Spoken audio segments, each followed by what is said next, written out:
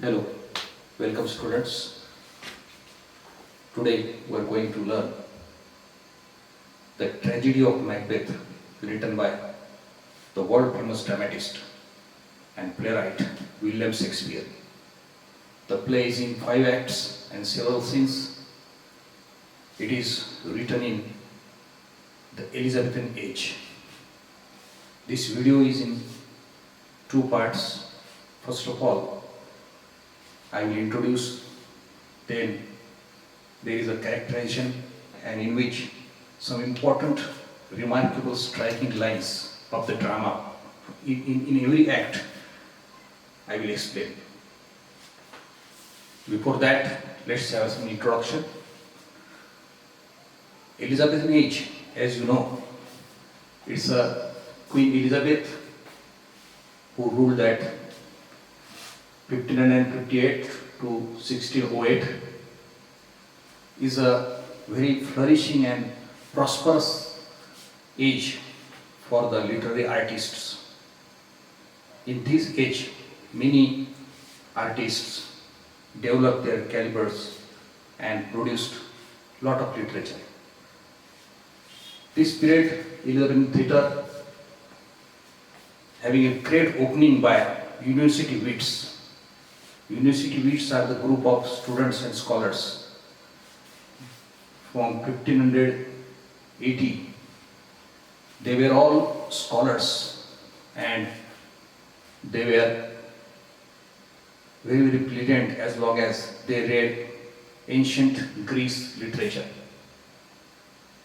From their pen, a number of dramas created. And you can see they opened the drama and they contributed the drama of English literature very much.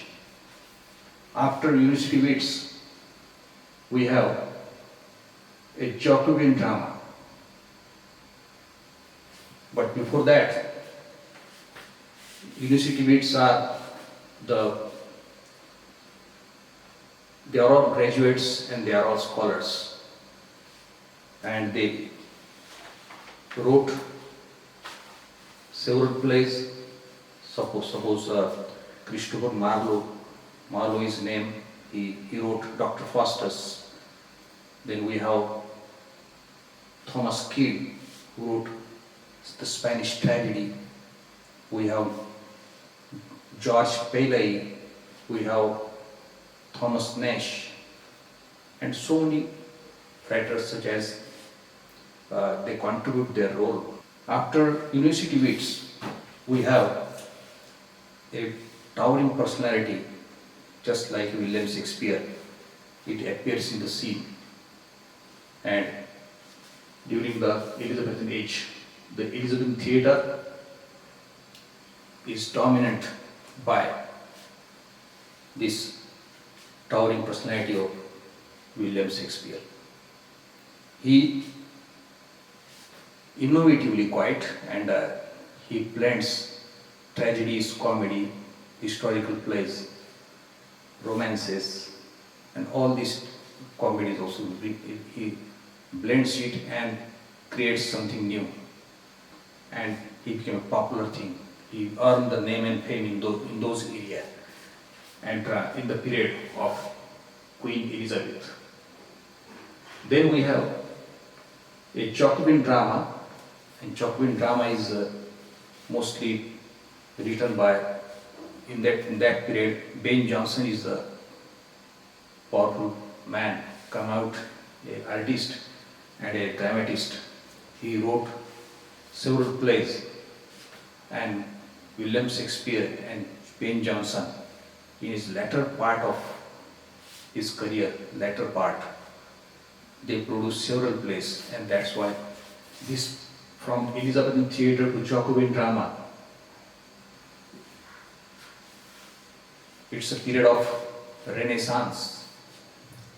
They produced so many literature, and that's why this literature is called as golden period of literature, golden period of English literature, in which we have so many of writers, they came, such as Sidney, we have Francis Bacon, we have Edmund Spenser, then we have uh, Shakespeare, we have university wits, and so many writers, Ben Jonson as well. So these writers, Christopher Marlowe, these writers have contributed greatly, and that's why we will call it as the golden period in English literature. Then we have Caroline drama. Caroline drama is in the reign of Charles I, 1625 to 1642. And after that, a tragic incident happened due to civil war in 1642. There is a closure of the drama, closure of the theatres. Theatres closed, no drama is written, and during that dark period of that, after that, we have a Restoration Age in 1660 by Charles II. There is again a revival of drama. So William Shakespeare, as you know, in his latter part of his career, you may say, has mostly written great tragedies. As you know, tragedy is a name, it ends in the tragic note, and in this tragic note, the tragedies are, his tragedies are Julius Caesar, Hamlet, Othello, Macbeth, and Antony and Cleopatra. These tragedies have a great impact on the people of that day. They become popular, and we are going to learn Macbeth. That's the most powerful tragedy. You know, Macbeth, this drama, Tragedy of Macbeth, has some distinguishing feature in it. First of all, the powerful feature, you know, it is the strongest and darkest of all the tragedies of Shakespeare, as long as there is a melodramatic effect or elements it contains.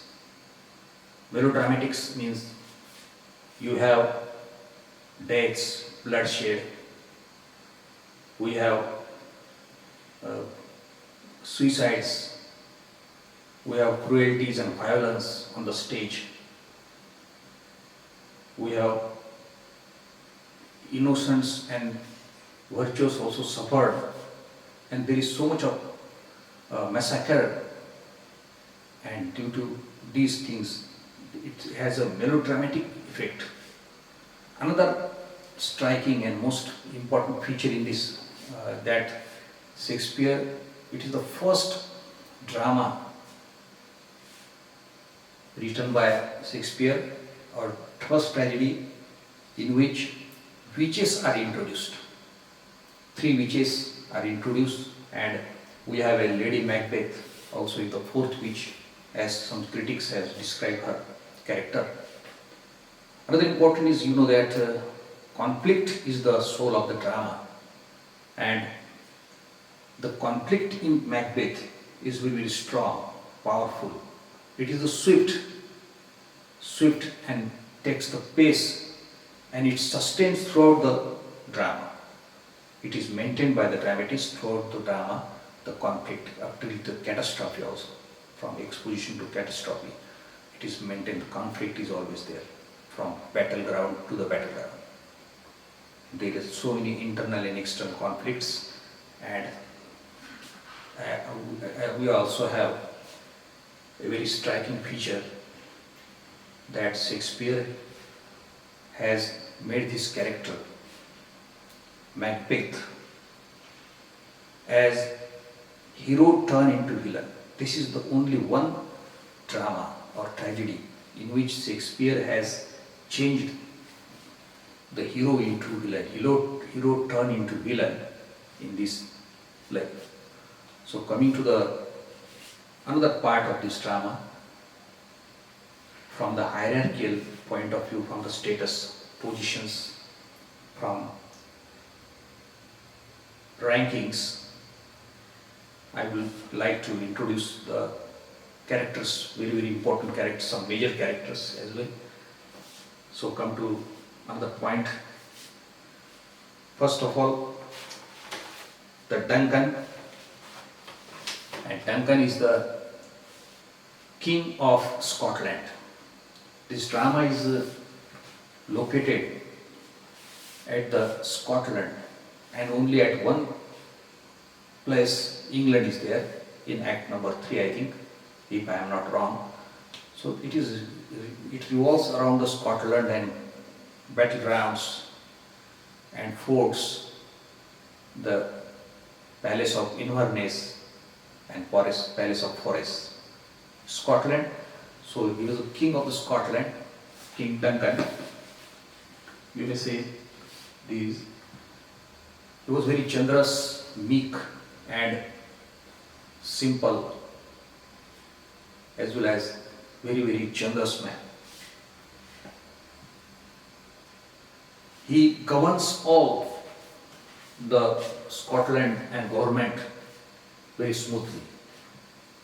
He managed everything here. He has two sons, the Donalbain and Malcolm.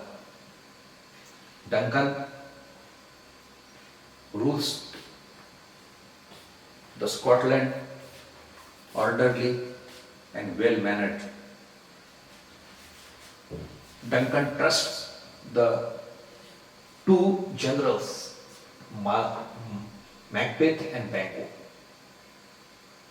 In his army, he has two powerful generals by means of which he wins the battles. He invades, he crushes the tyranny or betrayal persons. He is very faithful, loyal. He loves his subjects or people of the Scotland, and equally people also loves and respect and honor him. As long as his character is, he conferred the Prince of Cumberland on Macbeth. He conferred the Prince of Cumberland on Malcolm, the title, and he declared his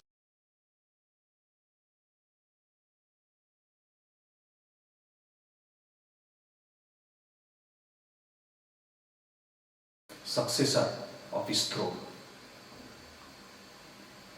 Critics, or we too believe to some extent, that in this matter he is a hypocrite and diplomatic type of person, as long as he loves Macbeth and his outstanding personality. Macbeth general, he praises Macbeth very much. But Duncan is a very meek and soft in nature. He trusts anybody easily, and he falls prey to the evil couple, Macbeth and Lady Macbeth. As he readily announces to visit the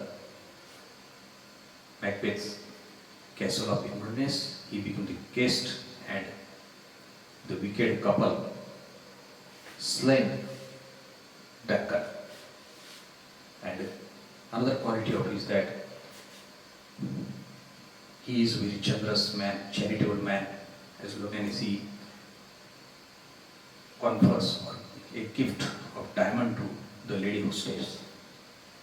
That Lady Duncan, Lady Macbeth, a diamond is given to Lady Macbeth for her hospitality.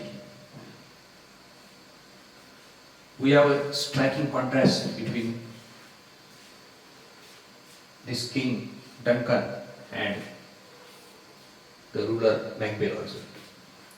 There we have Duncan is meek, Macbeth is ambitious, cruel, violent. And these two powerful kings are contrasted in this, and you can say is contrasting. You can see this in this drama. Striking contrast can be observed. Macbeth is wicked, Macbeth is cruel, Macbeth is violent, and Duncan is very generous and saintly. He was a skillful ruler, as I said, that he took certain important decisions. He sentenced death to Macdonald, who betrayed or treacherous and who cheats the army. Then he sends Macbeth and Banquo on several expeditions and missions. And Macbeth and Banquo every time wins, coming victorious. So looking from all angles, Duncan is a very generous man, saintly man, virtuous man, and a great administrator, a great lovely father as well, who considers his all the subjects and people as his children. But it is very saddest part that he was assassinated by the cruel, the ambitious Macbeth in the very second act, act number 2, scene 2. There is the end of his character and role in this play. Macbeth is the titular hero of this play. He is from royal family, just like Duncan. Macbeth, at the initial stage, was very brave, loyal, faithful to King Duncan.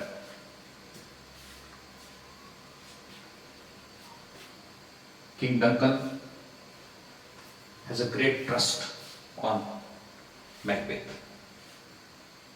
But later, in the latter part, when Macbeth gets the information, gets some predictions from 3 witches, his mind began to contemplate, meditate.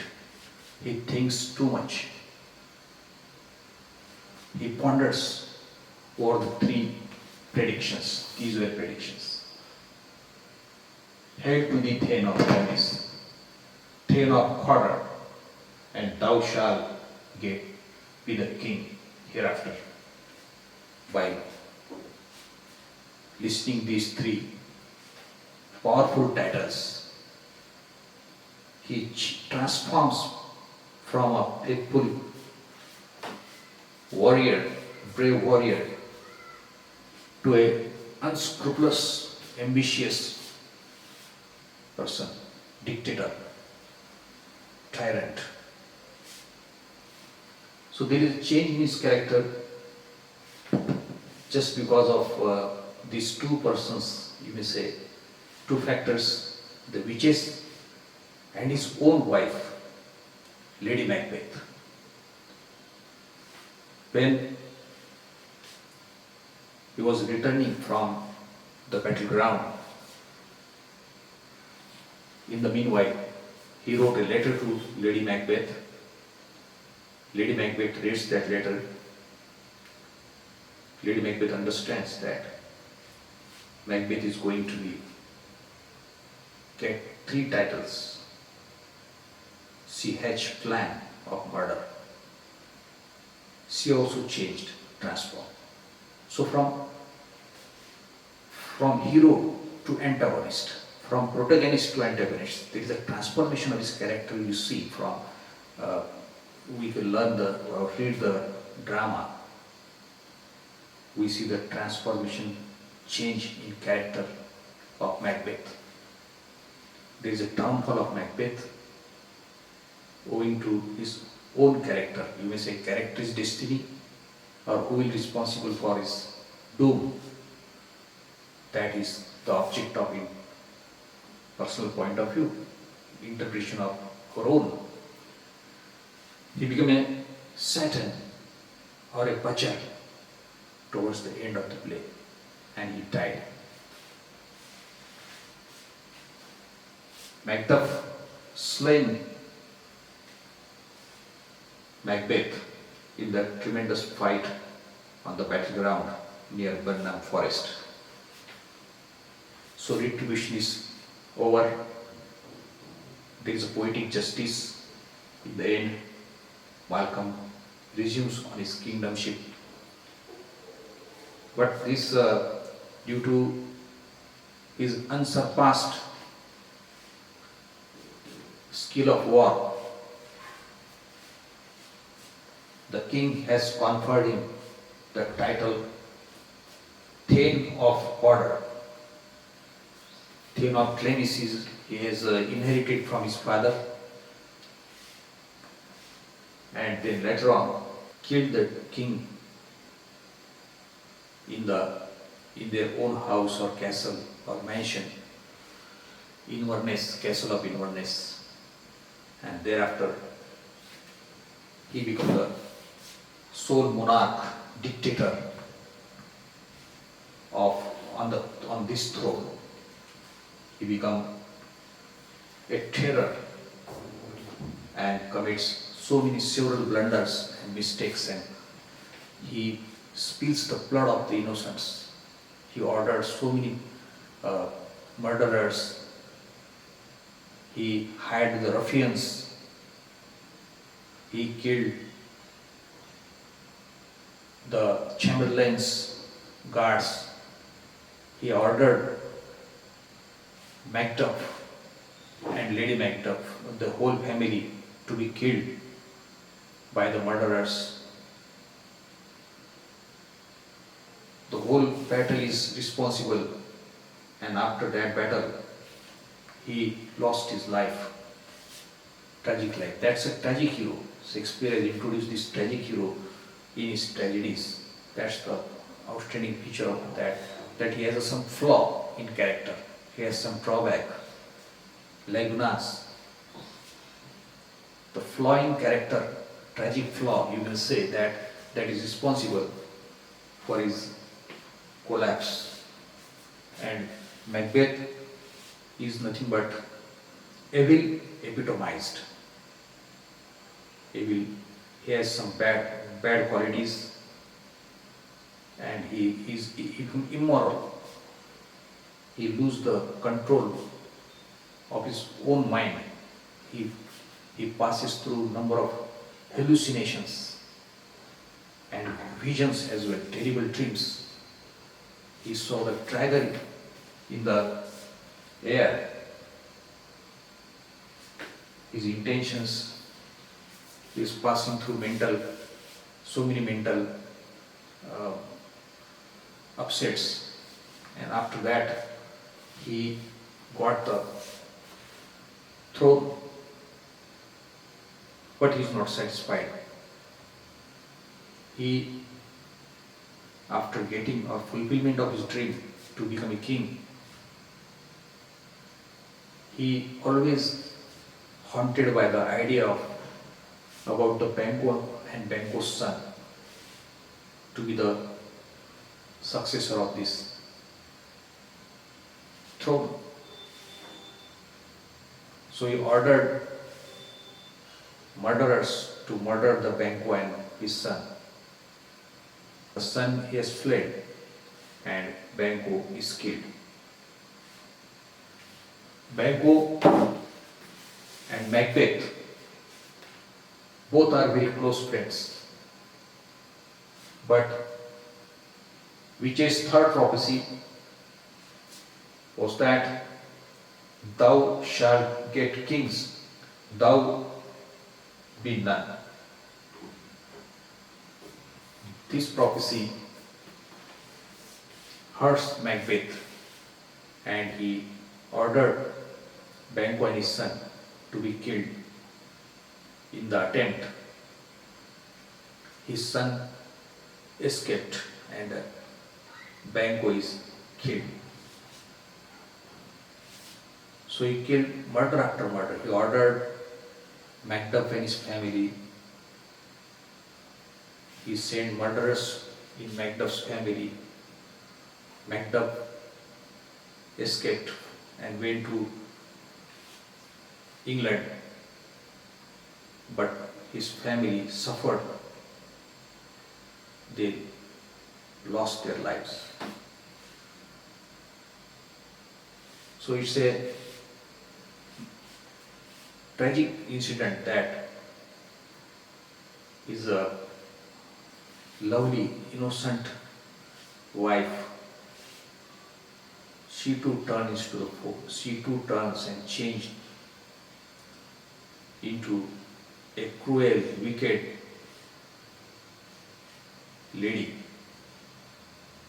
In fact, she instigates Macbeth to commit such heinous crime. It's a regicide. They have killed the king, and king has arrived as a guest in their castle of Inverness. And due to this crime, the guilty consciousness, the Lady Macbeth also became insane, and she suffered by the sleepwalking illness. There you can see. And when she learns that Malcolm, young Seward, and Macduff is arriving and to attack on their castle and Dunsinane, she loses every confidence and commits suicide. So she also lost her life. Macbeth had a very pleasant family life, but due to their ambitious temperament, nature, they have lost their lives. Macbeth, towards the last of when messenger Satan comes and narrates narrates about the death of Lady Macbeth. He seems to be very indifferent to the news. She should have died hereafter. That was the statement he made. And about Lady Macbeth, his own wife, he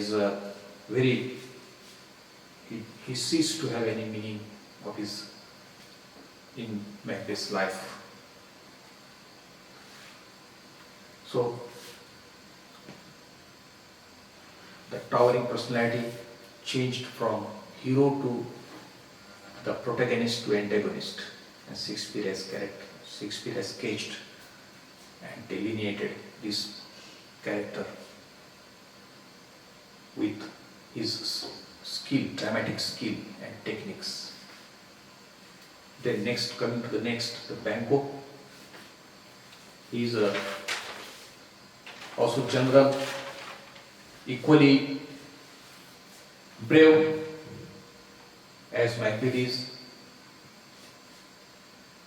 He also loves Macbeth and their friendship, and they go on every expeditions, war fronts. They fought battles, and while returning, they also get affected by the three witches. They were encountered by the three witches, and three witches have created some stir in their mind, a spark of ambition in their mind. Banquo is a loyal, calculated, and very trusted soldier or general in King Duncan's army. He has a son, Flans, always accompanied with him. Shakespeare has delineated this character in such an extent that after his death, the ghost is appeared, and we have two characters in one play. Quite this ghost scene you can see in Act Banquet. After the murder of Banquo by the murderer sent by Macbeth, the ghost appeared and spoils the entire atmosphere of the function. And this ghost, Lady Macbeth, then managed somehow and control the situation. Macbeth did get disturbed and he talks just like a madman. Ghost vanishes, Banquo becomes the victim of circumstances. So we have another third brave, Thane of Fife of Scotland. This character is strongly built by William Shakespeare, as long as he changed the fate of the drama or tragedy. He is a figure who took revenge over this ambitious Macbeth, and he beheaded Macbeth in the last act, and there the drama ends. He was a Thane of Fife, a very loyal and faithful to King Duncan. His appearance in this drama, just he 2 or 3 times, but he appears in Act number 2, scene number 2, after the King Duncan's death. He remained dormant. And in Act number 4, once again, he became dynamic and active. And he played the role of a very valiant diplomatic and as well as a very, very unsurpassed skill warrior. You can see that Macbeth had to go to England, leaving Scotland, leaving his kingdom, leaving his own wife, Lady Macbeth, and children. So there is a separation between them. This separation may be a theme of this tragedy also. He had to leave Scotland for certain reasons. As there is a murder of King Duncan in Macbeth's own castle, he becomes suspicious over the Malcolm and Duncan, these two sons. He thought that these two sons might have killed their own father, King Duncan. This was the possibility. Then later on, he realized some conspiracy, and later on Macbeth ordered the murderers to kill entire family. Macbeth sends a spy in Macduff's house, and Macduff didn't attend the coronation ceremony of Macbeth, as well as Macduff didn't attend the banquet. So due to these reasons, 2 reasons, Macbeth gets suspicion over Macduff and he orders such cruel things. Macbeth becomes the victim of these circumstances and unscrupulous, vaulting ambition of the tragic hero Macbeth. He joins English army, young steward, old steward. He met Malcolm in England,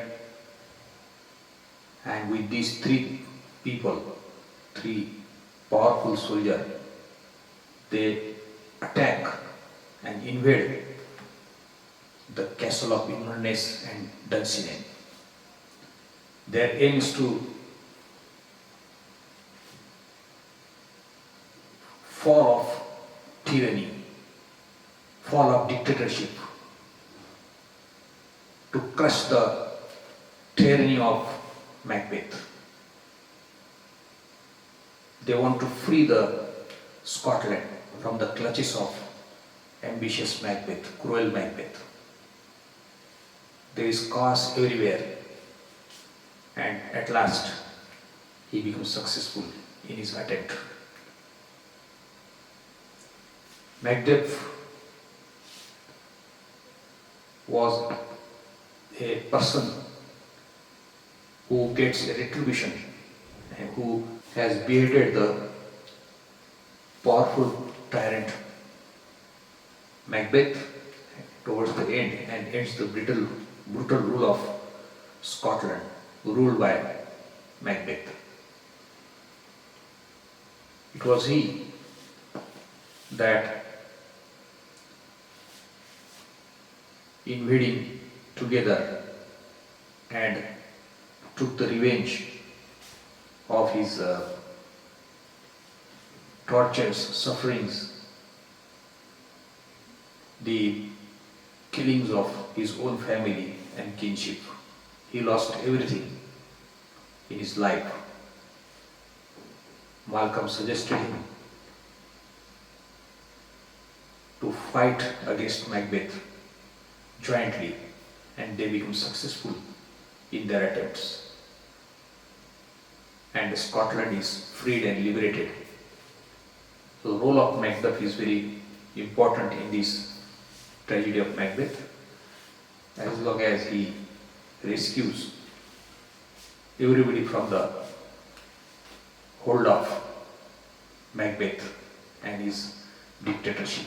He became a liberator of Scotland. Then we have a very powerful character, Lady Macbeth. Lady Macbeth, in the initial stages of the drama, is very lovely lady of, she is a caretaker of Macbeth. She loves Macbeth very much. They have a healthy relations. The couple enjoys the position, but once she reads the letter turned the mindset of Lady Macbeth. From that letter, she realized certain titles. She read the titles, and from it becomes the origin of ambition that generates in her mind. She too visualizes her husband to be crowned, even to be a king of Scotland.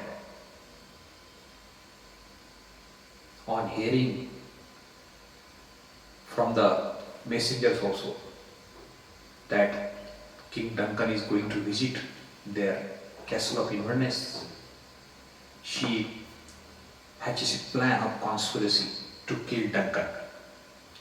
She had to do a lot of efforts to convince and to join Macbeth to her plan of killing Duncan.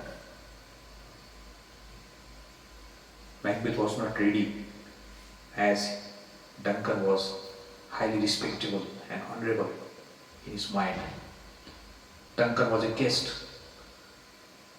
He was not ready to kill in his own mansion, Inverness Castle.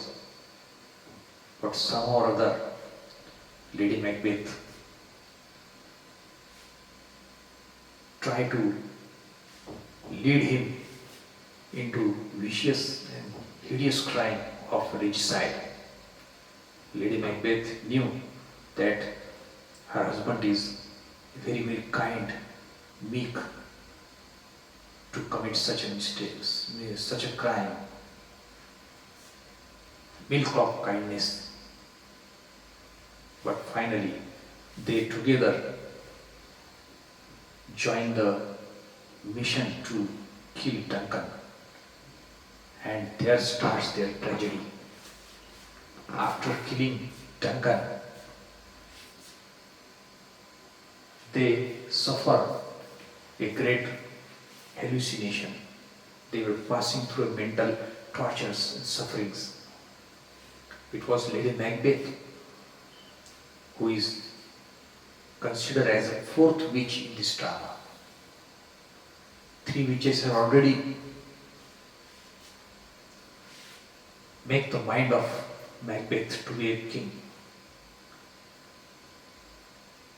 Macbeth becomes suspicious. Lady Macbeth too becomes suspicious over people, but she is a very, very good, seasoned actor. After killing Duncan, she plays a role in such a fine way in order to avoid the suspicion among the people gathered at that place. She is very wise, equally wicked, cruel, intelligent.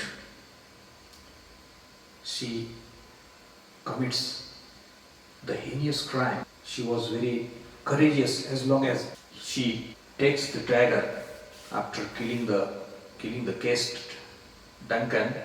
Macbeth hurriedly comes to her room with the dagger in his hand. All these daggers she collects and take it back to on the body and pillows of the chamberlain. She drops in order to charge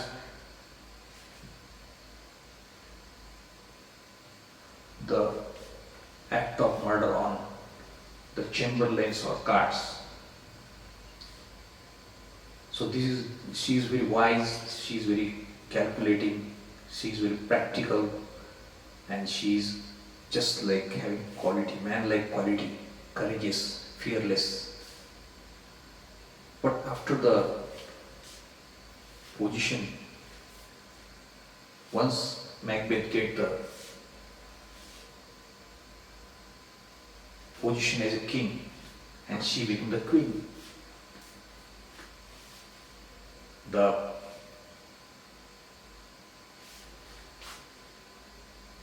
killing of Duncan in their own house, the regicide, she would not digest the murder of King Duncan.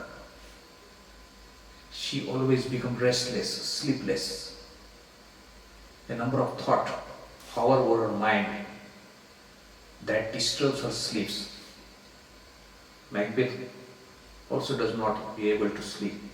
Similarly, the idea of the guilt, she could become restless every time. And in a very, very important act number 5th and scene number 1, she is haunted by her whole mental illness in Dunsinane, in the castle.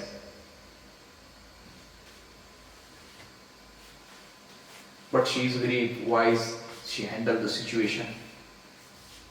Every time when there is a ghost of Banquo appears in the banquet, she tried to convince the people about Macbeth's act of madness. She pleases them and control over the situation.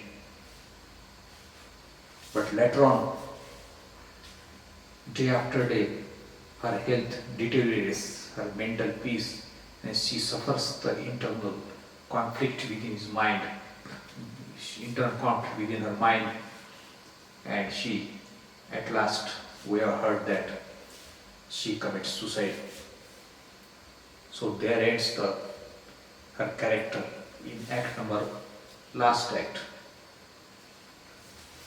You can say that this Lady Macbeth is often considered as the fourth witch in this entire, and she is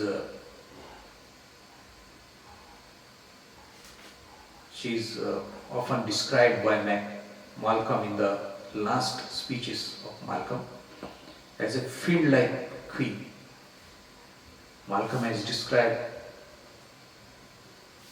Macbeth as a dead butcher.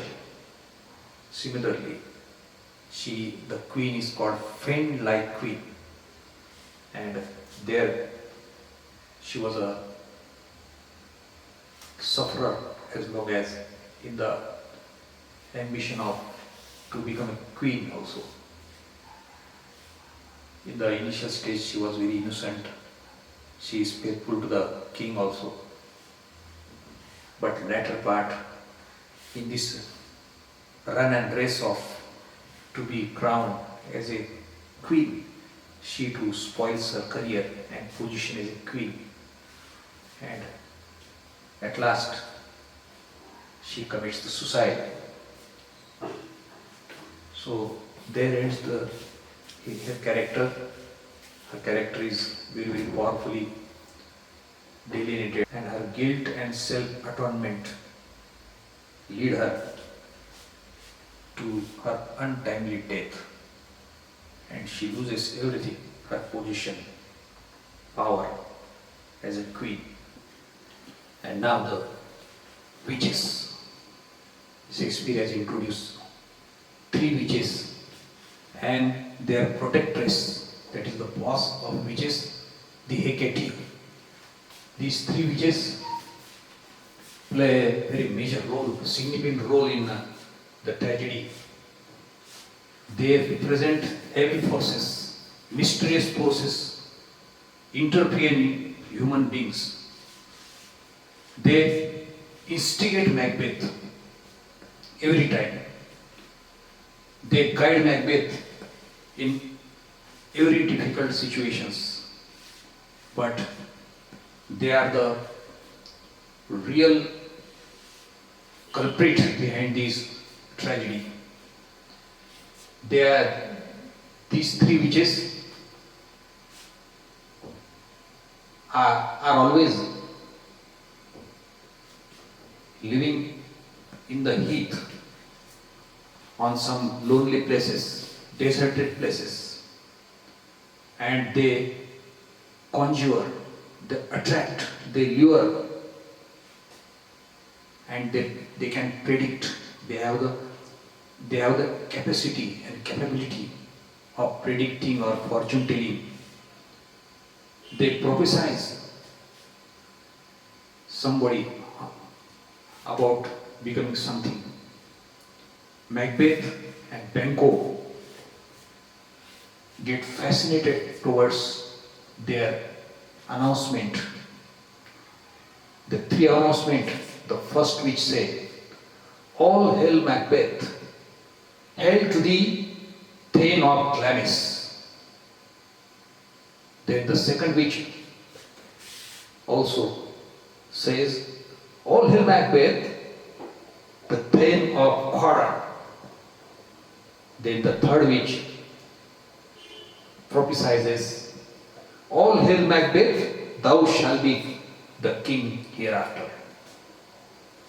These three prophecies change the life of both the persons.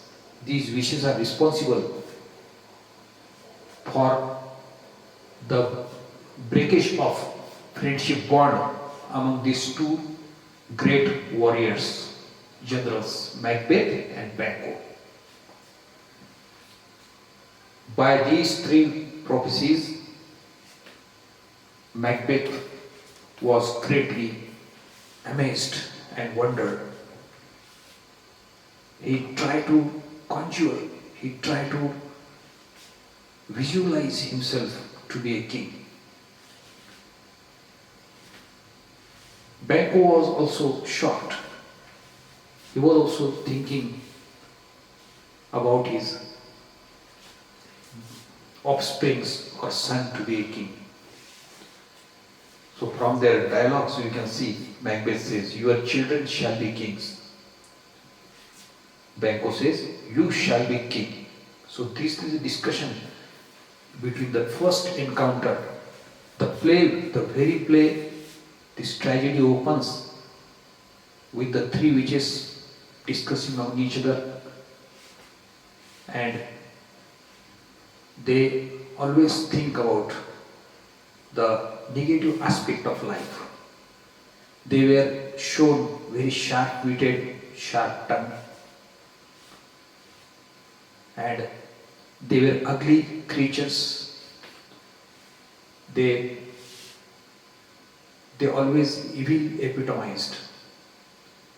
There is a Hecate also. Hecate is the protectress of all these three witches.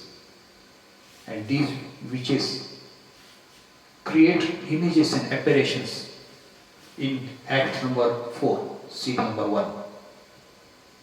Macbeth wants some more information about his fate and destiny, and they foretell and they could create 3 apparitions from that. These apparitions, Macbeth could understand his destiny, his fate, his fortune, his luck, you may say. So these 3 witches, under this grip of these 3 witches, both of the friends and the Lady Macbeth also get affected by these witches' prophecies. Macbeth wrote the letter, and in that letter he conveys the message that he would be a king. Then Lady Macbeth also thinks on the same line, and she has a plan of murder of Duncan, and King Duncan murdered, and after that Banquo was killed by the murderers ordered by Macbeth, and so many murders took place, and everything gets affected by the cruel fortunes telling, cruel prophecies of 3 witches. They were mysterious and supernatural elements. They always affect the human beings and lead them to mislead Macbeth also, and change the fate of Macbeth. Macbeth become ambitious, in fact over-ambitious. His vaulting ambition, unscrupulous ambition, overleaping ambition is responsible for his death, for this tragedy. These 3 witches, their role played in this drama is highly important. Every time they instigate Macbeth, they guide Banquo as well. They are the agents responsible for creating a stir and disturbing mind and friendship between the Banquo and Macbeth. And later on, in the final act, Act 4, the scene 1, these 3 witches create images From that images, we can say the first apparition creates an armed man. Armed man, here it is. First apparition, having a sword with full blood, and that first apparition,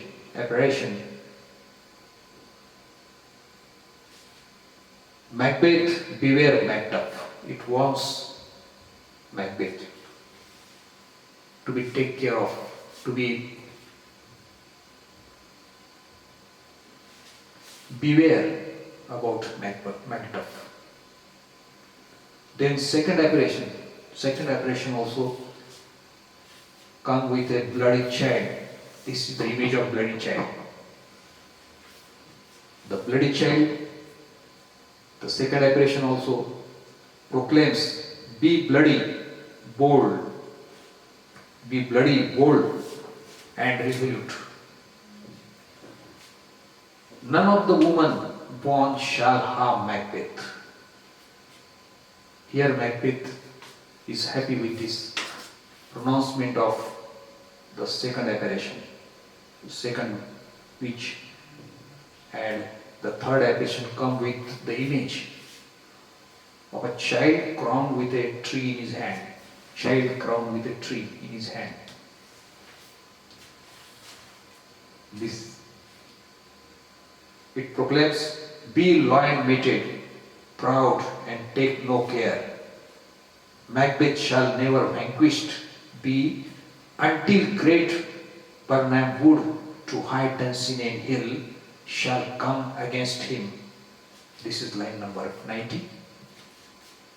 So in Act 4, scene first, the picture becomes clear, but still Macbeth is unhappy. Macbeth wants about the fortune of Banquo and his son.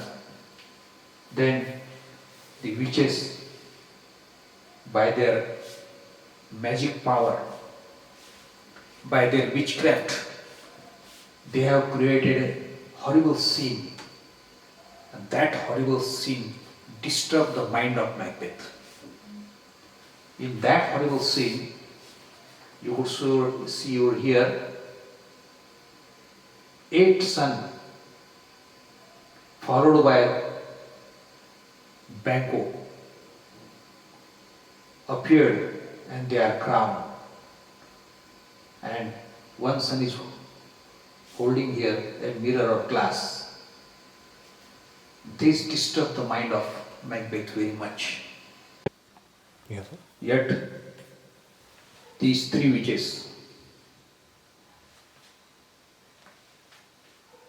affect the Macbeth's life very much. They all raise the expectation in Macbeth. Macbeth is still seen to be optimistic about the battle, about his retention of kingdom. He thinks to face the challenges boldly because he was a courageous man. He has unscrupulous skills of war and heroism. So he thinks about the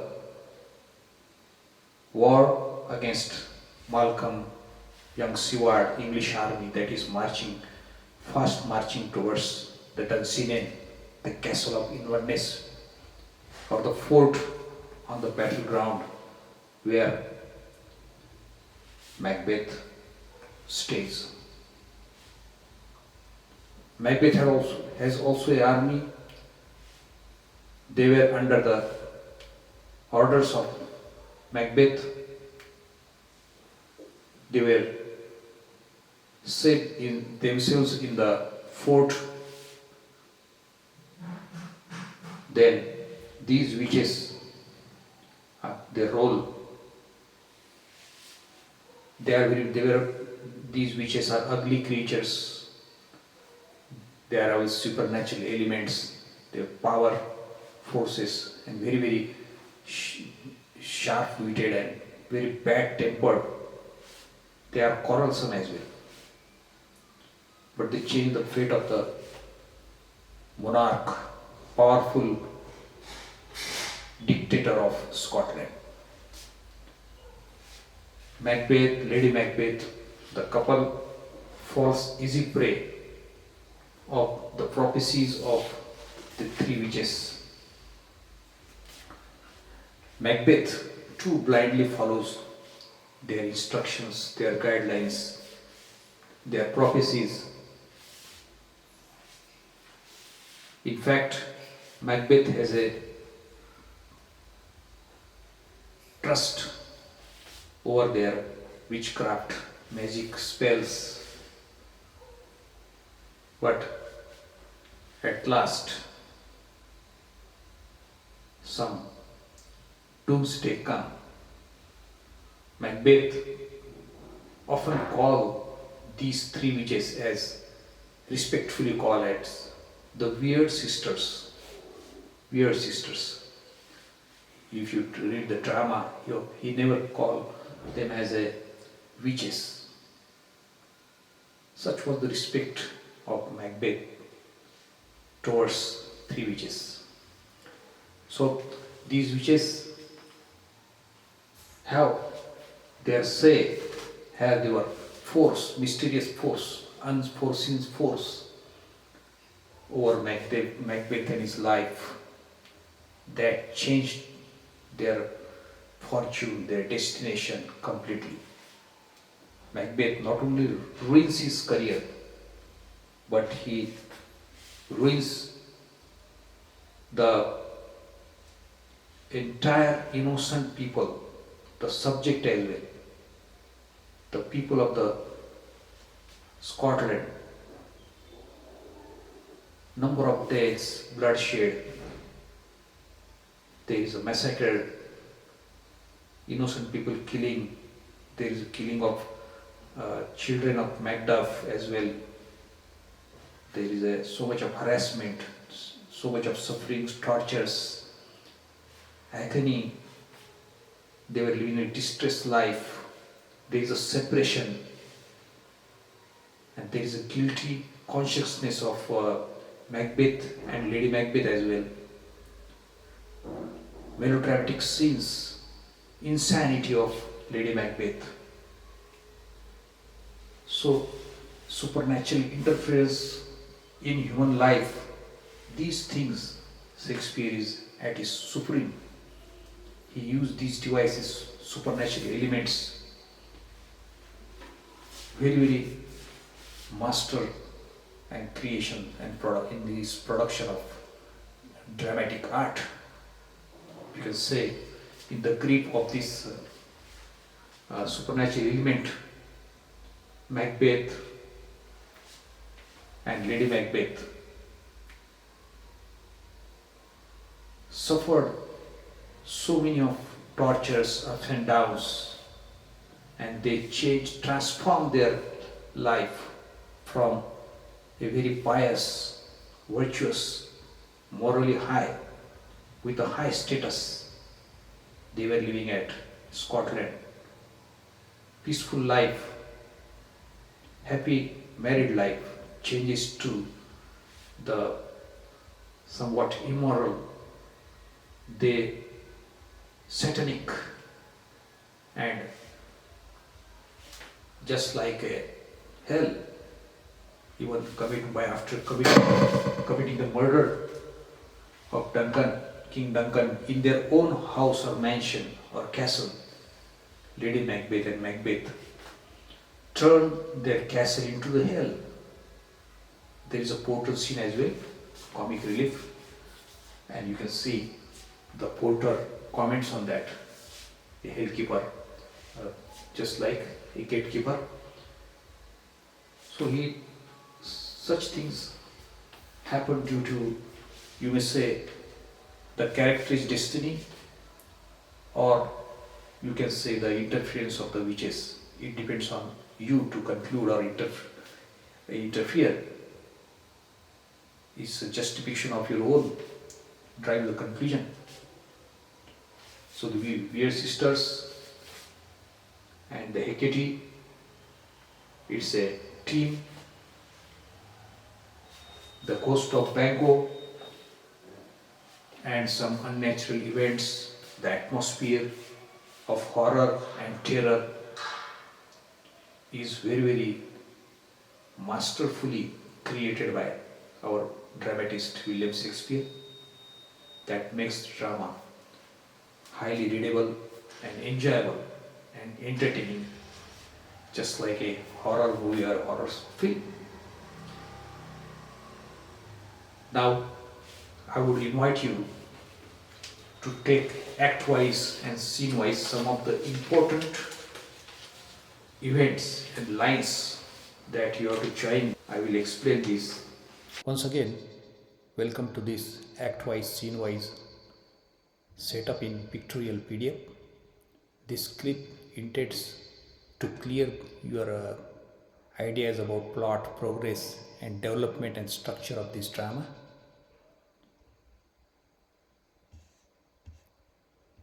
This is the first act picture.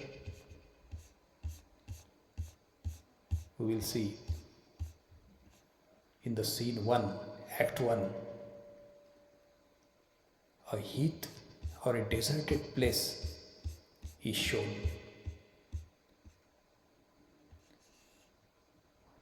And it is a open, barren space.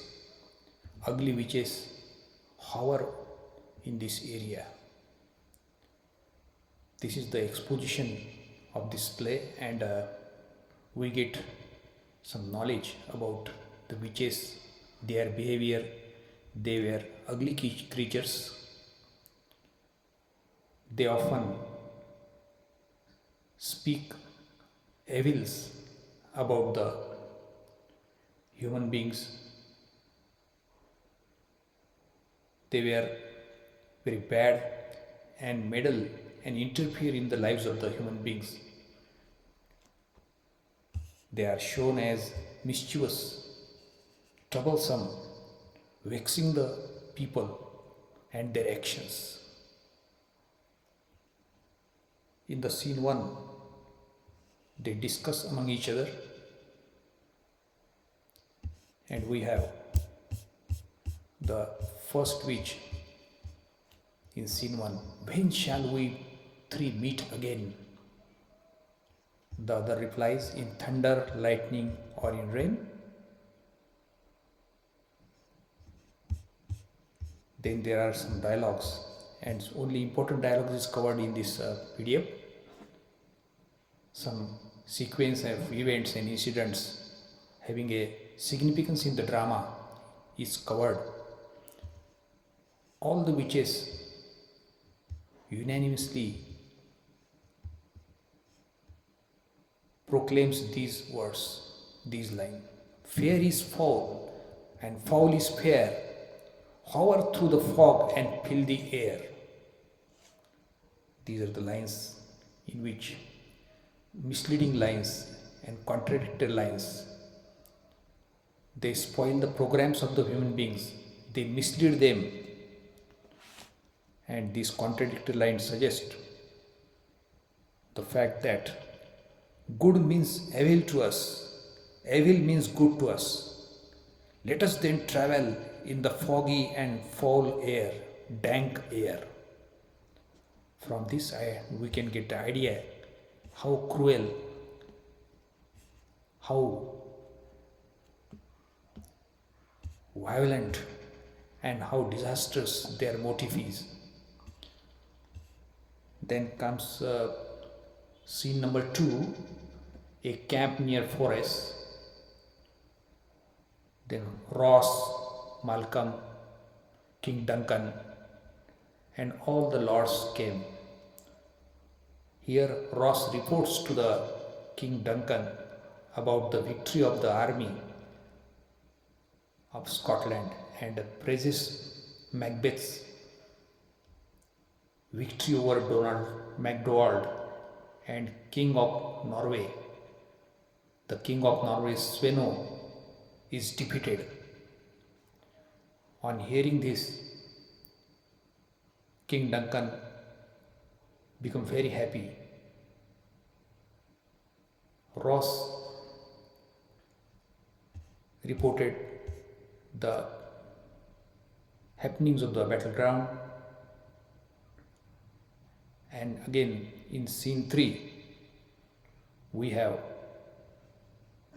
witches interfere in the life of Banquo and Macbeth. Banquo and Macbeth. Banquo and Macbeth were on their return home to Scotland after victorious defeat over the King of Norway and assassination of the traitor MacDonald, who was the Thane of Cawdor. He became a traitor and Macbeth slain him. So on their way, they meet 3 witches. Here comes their dialogue. The first witch, Macbeth: "Speak if you can, what are you?" First witch declares the fortune: "All hail Macbeth, hail to the Thane of Glamis." Macbeth, surprised over this statement, that how these witches knew the name of Macbeth and how can he be the Thane of Glamis. They understand how about he was wondered and surprised over the knowledge and information of these witches. Then second witch again declares, "All hail Macbeth, hail to thee, Thane of Cawdor." Again Macbeth, shocked and quite with interest, he became keen to listen from the third witch. "All hail Macbeth, thou shalt be king hereafter." Macbeth, amazed with this particular statement made by third witch, how can be a king? He does not believe on his ears. Then Banquo also demanded the prophecies. "Speak then to me," with daring statement. The third witch foretells her, "Thou shalt get kings." Get means beget. "Thou shalt have children. Your children will be the kings. Though thou be none, but you cannot be a king of Scotland." So all hail Macbeth and Banquo. Hail means greet, salute, welcome. There ends the scene number 3. And in scene 4, the drama moves to Forest, the palace, where we have Malcolm and the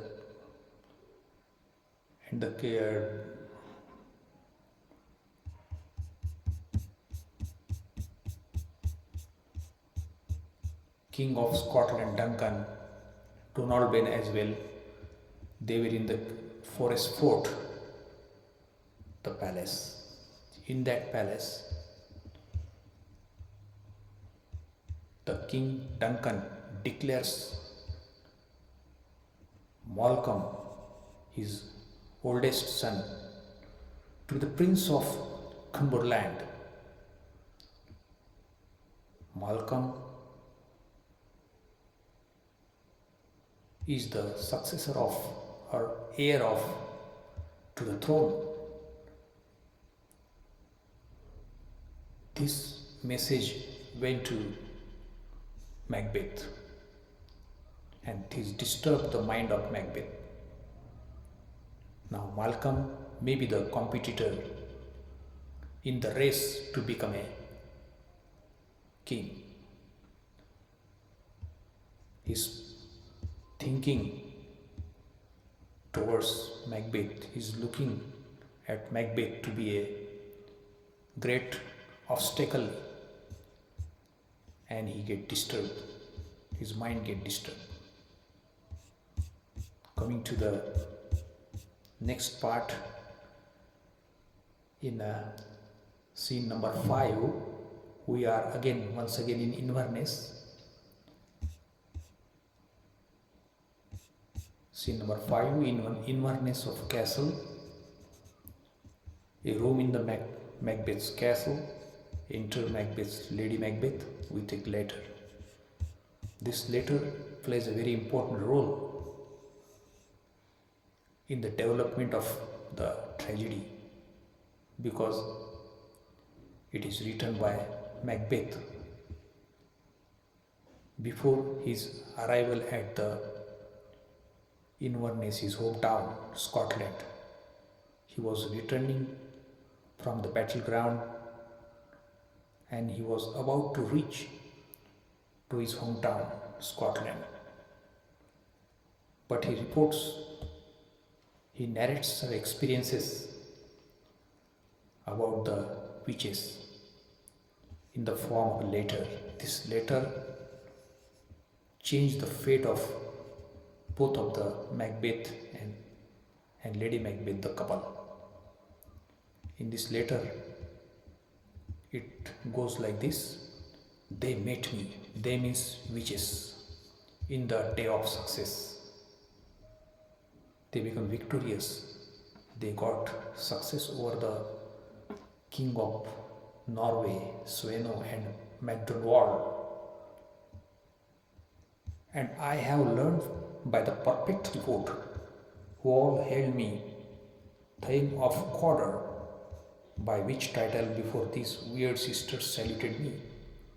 Macbeth always call these witches as respectfully weird sisters, and refer to me the coming on the time with hell king that shall be. These three witches referred me as the future king of Scotland. Farewell. This is the letter that caused the thinking process in Lady Macbeth. At times she was very happy. She seems to be very happy and cheerful and joyous at the progress of her husband. She too started dreaming. She also fascinated towards Macbeth to be crowned, and she is also visualizes herself as a queen of Scotland. This is the letter that going to change their fate. So by the witchcraft, by the foretelling or the prediction of three witches, both of the generals of Scotland, powerful general Banquo and Macbeth, shocked, wondered and amazed at these predictions. They become disturbed, equally unequally excited. Their friendship takes a new turn. They become suspicious over each other.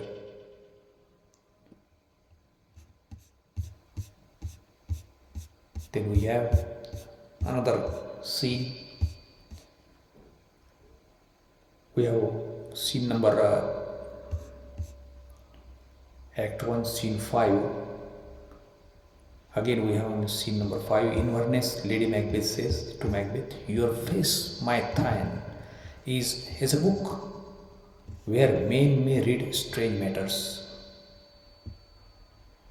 Now, as you see here, that Lady Macbeth plans to murder the king in their own castle. She also heard about Duncan's arrival in their house, in their castle of Inverness as a guest.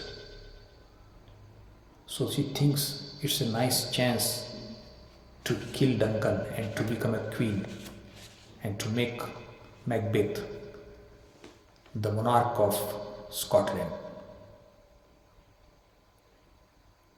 She tried to convince Macbeth and to join her conspiracy of killing Duncan in their own mansion or palace. Macbeth is not really ready to prepare for this. She knows that Macbeth is a man of milk of human kindness. So she advises in the line number 60 to 64, scene number 4, 5. Your face, my tale, is like a book.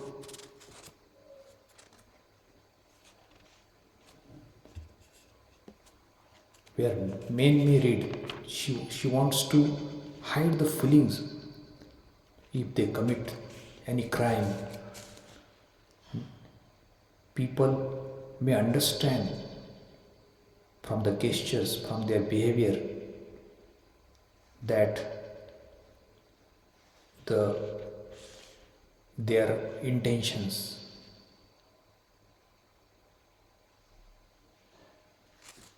Now,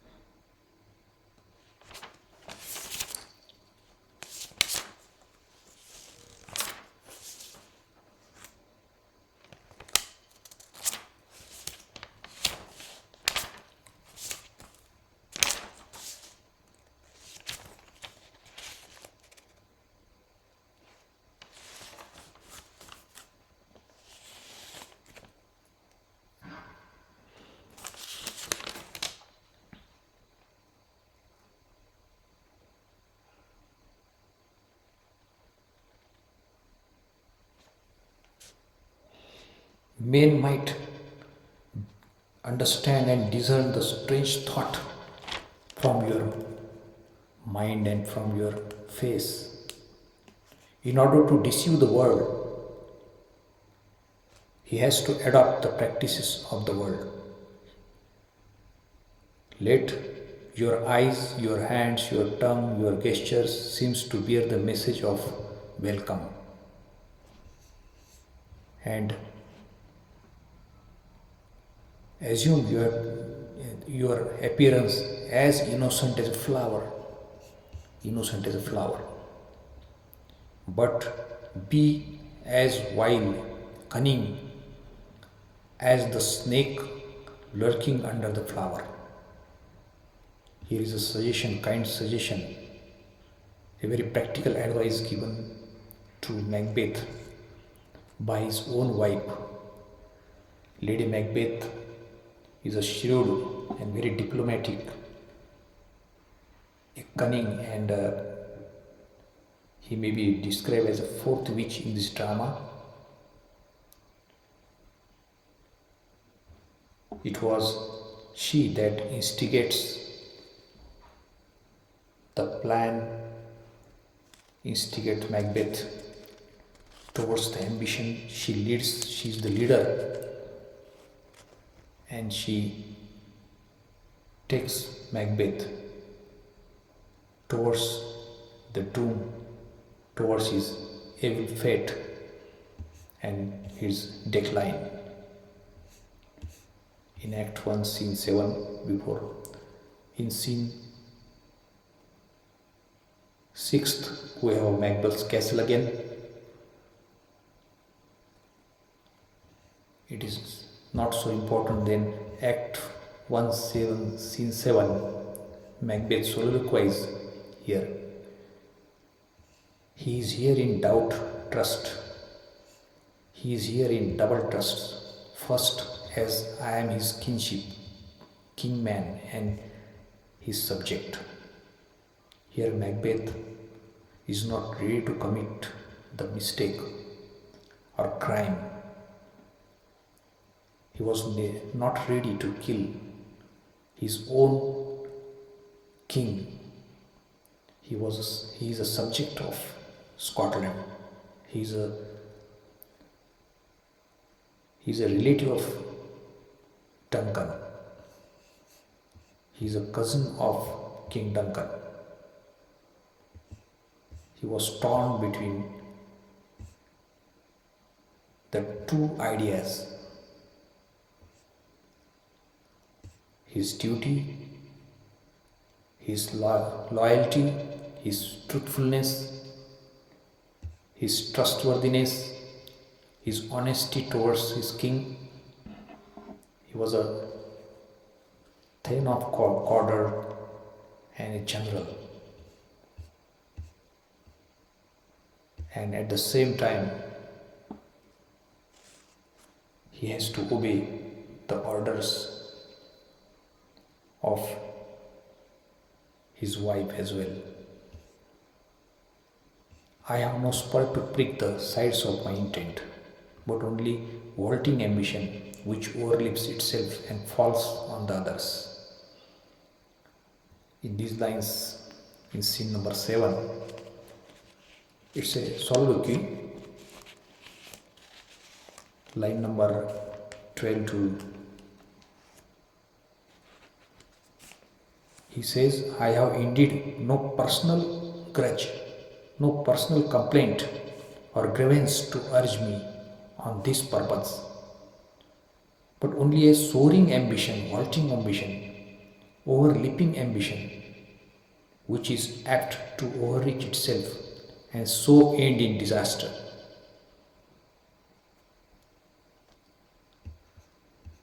There, end of Act 1, we can understand the plan is done to kill Duncan.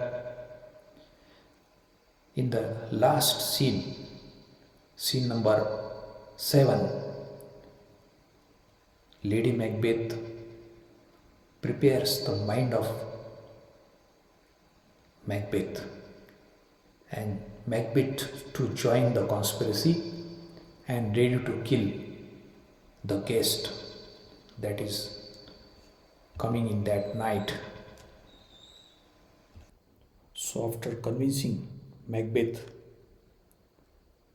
by Lady Macbeth, and she becomes the successful in instigating Macbeth to commit a crime and become a king.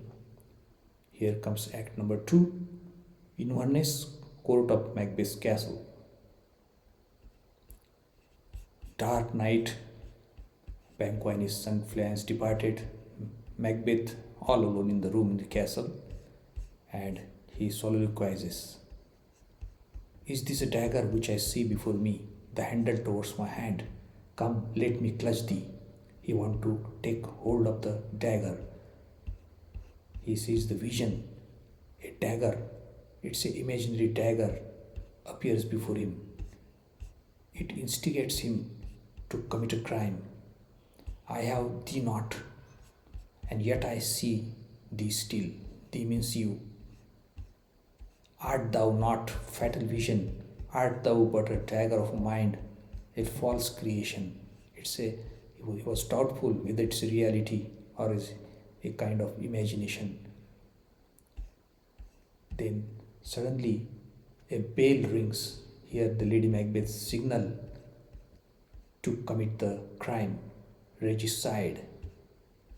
It was already planned beforehand, and now I go and it is done. The bell invites me. He is ready. Macbeth is fully ready, prepared to go there and to do the things. Hear it not, Duncan, for it is knell that summons thee to the heaven or hell. And then comes the scene number 2. Lady Macbeth once again. Hark, I laid the daggers ready. He could not miss them. Had he not resembled my father, as he slept, I had done it. Here, Lady Macbeth also confidently says to Macbeth that she had been to the bedchamber of Duncan, but she dared not to commit the crime because King Duncan was in fast asleep, and King Duncan appears her to be her father. Then Macbeth enters. I have done the deed. Didst thou not hear the noise? Lady Macbeth says, I heard the owls screaming and crickets cry. At last, in act number 2, scene number 2, the horrible crime of regicide, killing the king higher authority, has been fruitful and executed. This is the picture of sleeping Duncan. He is murdered by Macbeth. The drugged, sleeping and dead chamberlains, their daggers are smeared with blood of King Duncan. Then we have scene number 2. Lady Macbeth and Mac discusses each other. Still it cried, sleep no more. To have all to the house. Glamis has murdered sleep, and therefore Cawdor shall sleep no more. The Thane of Glamis murdered the sleep. Macbeth cannot sleep from here henceforth. Macbeth is a Thane of Cawdor, but he could not sleep. Macbeth shall sleep no more. The guilty consciousness.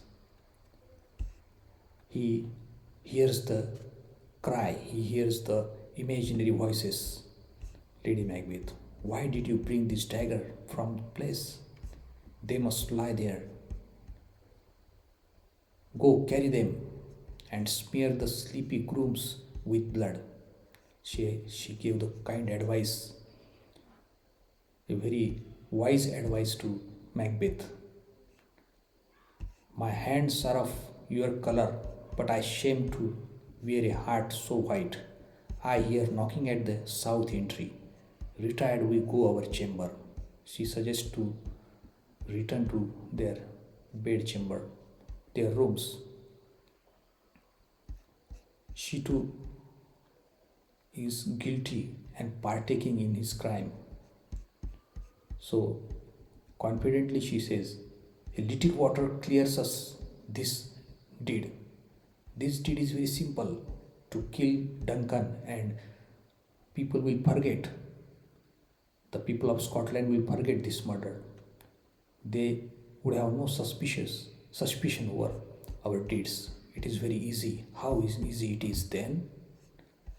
After clearing the spots of blood by little water, everything will be all right. Now again, scene number 3. It's a porter scene, very, very important scene, in which we can see a comic relief has its own dramatic significance used by the creator of drama, William Shakespeare.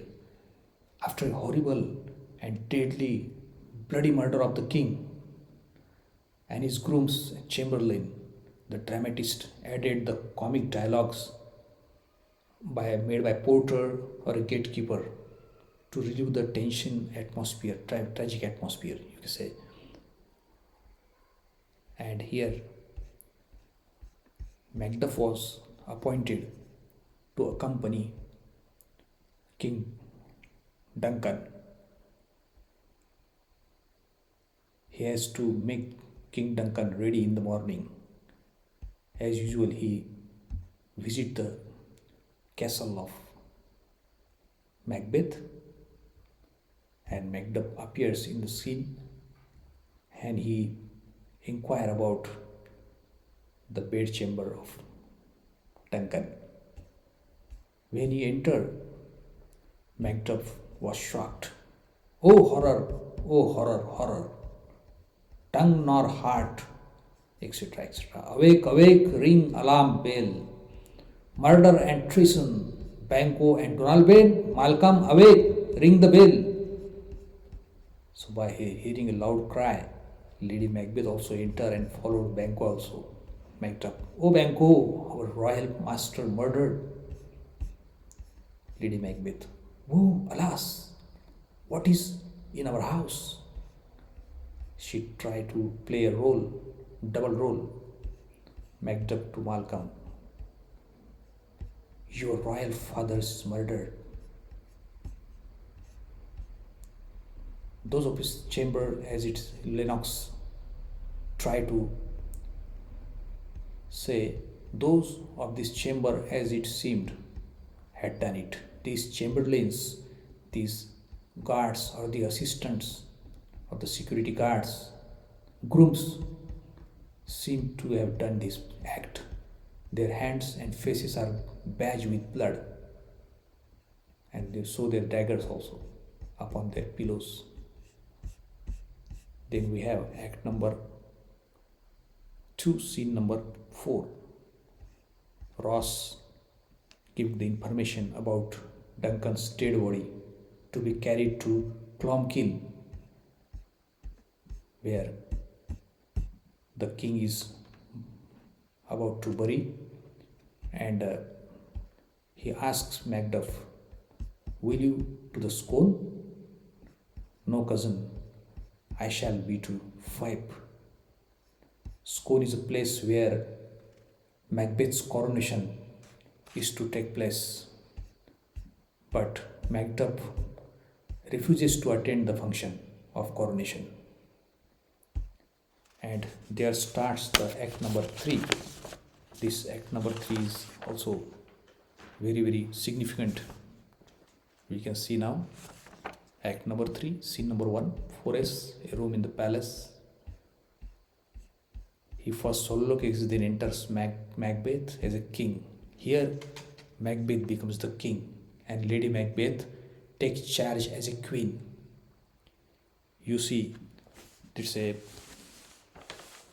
a fine saying: behind every successful man, there is a woman, especially the wife, and both getting the supreme authority of Scotland. Here is our chief guest. Tonight we hold a solemn supper, sir. Let your highness command upon me my duties. Banquo is ready to do any duty assigned by Macbeth. Now Macbeth is a king, and Banquo is simply remain a general and is happy also. Macbeth, fail not our feast. Macbeth insistently and forcefully requested Banquo to attend the function of the royal feast. My lord, I will not. Secret meeting with two murderers. As Banquo and his son, they are real competitors of Macbeth. Banquo's son would be the king's and possibility, and so Macbeth hatches a plan without consulting Lady Macbeth. He takes the decision to consult and appoint some ruffians or murderers to kill Banquo and his son. There is a secret meeting between the two murderers. Both of you know Banquo was your enemy. He forcefully and emphatically tell to murderers that Banquo is your enemy. Murderers say, "True, my lord, we shall perform what you command. We are resolved, my lord." They are determined and they agree with Macbeth to commit the crime once again. Now, now act number 3, scene number 2. Macbeth speaks with Lady Macbeth. "You must leave this. Give up thinking like this." Macbeth is still disturbing. "Oh, full of scorpions in my mind, dear wife, thou knowest that Banquo and his friends still alive. But now he has appointed murderers, and here there is in act number 3 we have a park near the palace. In act number 3 and scene number 2, Lady Macbeth's guilty mind could be seen through these soliloquies and dialogues with Macbeth. Act number 3, scene number 2. She advises Macbeth to remain cool and calm, gay and cheerful, and happy among the guests. Here also, Lady Macbeth is very giving the practical advice to the King Macbeth. Now, scene number 3. In scene number 2, Macbeth also in full grief, and he is not happy with his situation. Though he get the crown, but still Banquo and Flange disturbs as long as they are alive. The murderers are assigned and deployed. What will happen next?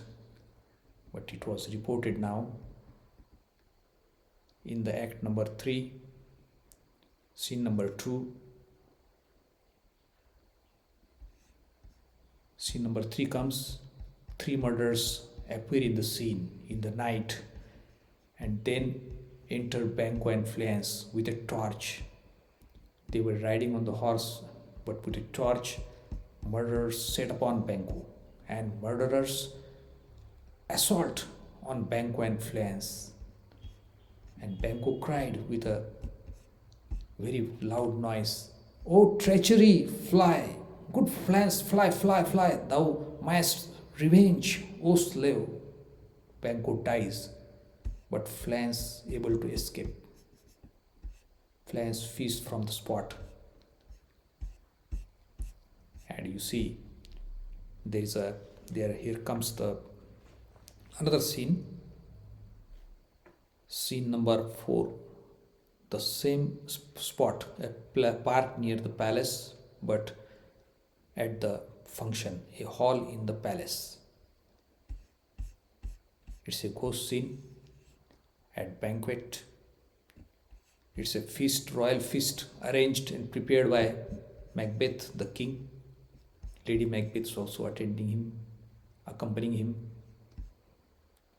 And we have the feast is ready, and immediately then the murderer comes. Feast is prepared, ordered by Macbeth. Attendants, Ross, Lennox, Lords, everybody is coming and welcomed by the Macbeth and Lady Macbeth, the couple. All participants are in jolly mood.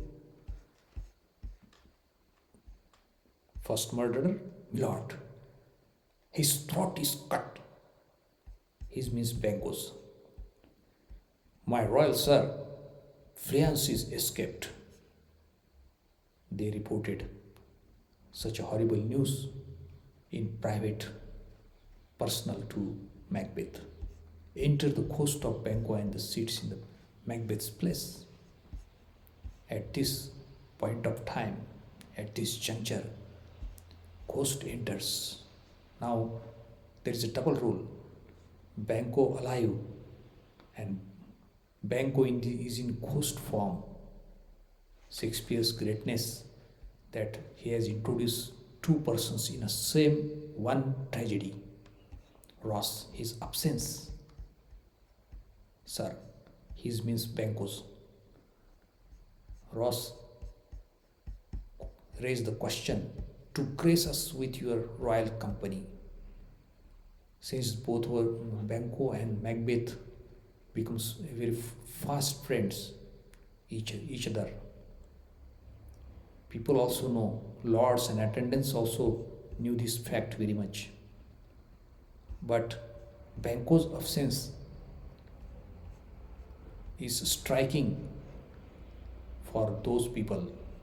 Macbeth says the table is full, everything is occupied, no chair is vacant. But Lennox, here is a place reserved for you, sir. The place is reserved. The seat is vacant, but Macbeth sees the seat is not vacant. Everything is full because there is a Banquo, ghost of Banquo sitting on the chair of Macbeth. Where? Here, my lord. What isn't that moves your highness? Lady Macbeth says. Sir, worthy friends, my lord is often thus. Such a feats of madness has haunted to my lord very often, and he has been from his youth, from the youth age. He is habitual like that. Pray you keep seat. The fit is momentary. The fit is short-lived. He will be all right within few minutes. Upon a thought, addressing to Macbeth and to, do you call yourself a man to behave like this? Macbeth, yes, and a brave man too. For here I am looking at a sight which would terrify the devil himself. Macbeth says that the sight he saw in his chair was very, very terrifying. Even the devil would afraid of that sight, because the murderer reported that Banquo has been dead, and the 20 gashes were made, and they stabbed 20 gashes, deep wounds in Banquo's head, and Banquo was dead. How could he come in this feast? Lady Macbeth says, oh, proper stuff. Stuff means nonsense. This is the very painting imagination, your imagination of your fear. You are afraid of something, and your guilty consciousness shakes you from within. Macbeth, I pray, behold, look, what do you say now? So ghost appears there. Then again re-enter ghosts. Macbeth, haunt, be gone, get out from here, and quit my sight. Let the earth hide thee. You are buried under the deep earth, in the graveyard. Thy bones are now marrowless. Thy blood is cold. Thou hast no speculation in these eyes which thou glare with. Don't look at me so angrily. You are nothing now. Lady Macbeth, think of this, good peers, but a thing of custom. It is no other, only it spoils the pleasure of the time. Enjoy the party. She tried to make a cheerful mood of the party. What man dare? I dare. hence horrible shadow, unreal mockery, hence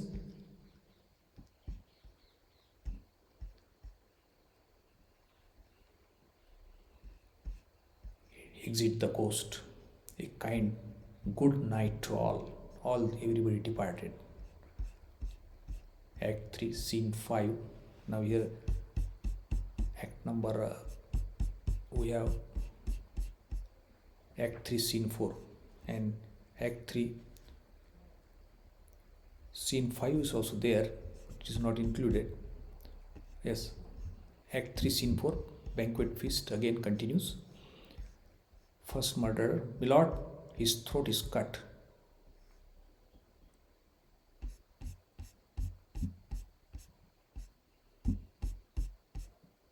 Act 3, Scene 5, a heath, thunder, and enter the Hecate with a meeting. First witch.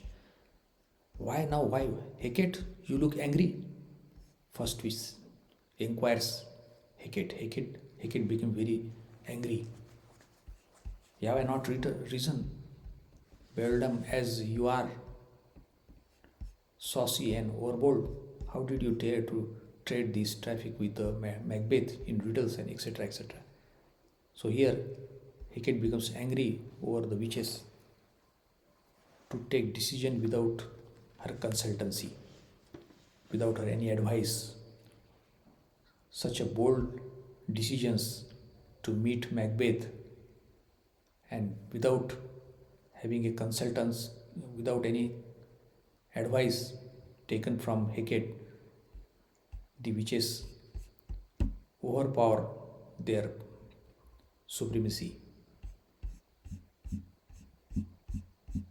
Now see, here is another act starts.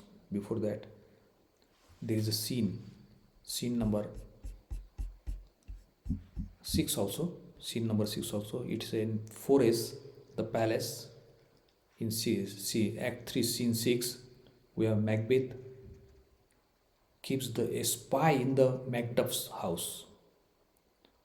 As Macduff didn't attend the coronation ceremony at Scone and the banquet feast also party, he didn't attend, and this act hurts Macbeth very much. He becomes suspicious, and here also Macbeth decides to keep a spy in Macduff's house.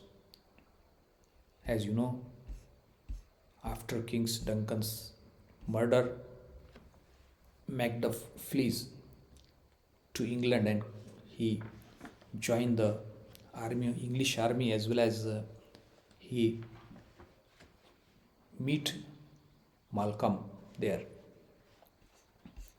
Now act number 4, important act. There is a picture in which a Hecate appears in the scene in a cavern. Cauldron is boiling. The body parts of various animals kept there. The pot is boiling, and here we have the thunder. In thunder, 3 witches enter. First witch, round about the cauldron go, in the poison entails throw. They chant the verse. They chant. They dance around each other. The cauldron. It's a very magical sight, amazing sight. All says, double toil and trouble, fire burn and cauldron bubble. Enter Hecate and other 3 witches. Oh, done. Well done. I commend your pains. She is happy with the witches. They did some strong soup, and it is necessary for their magic, witchcraft, and their pronouncements and evocations of spirits. So again the music and songs are black spirit, black spirit.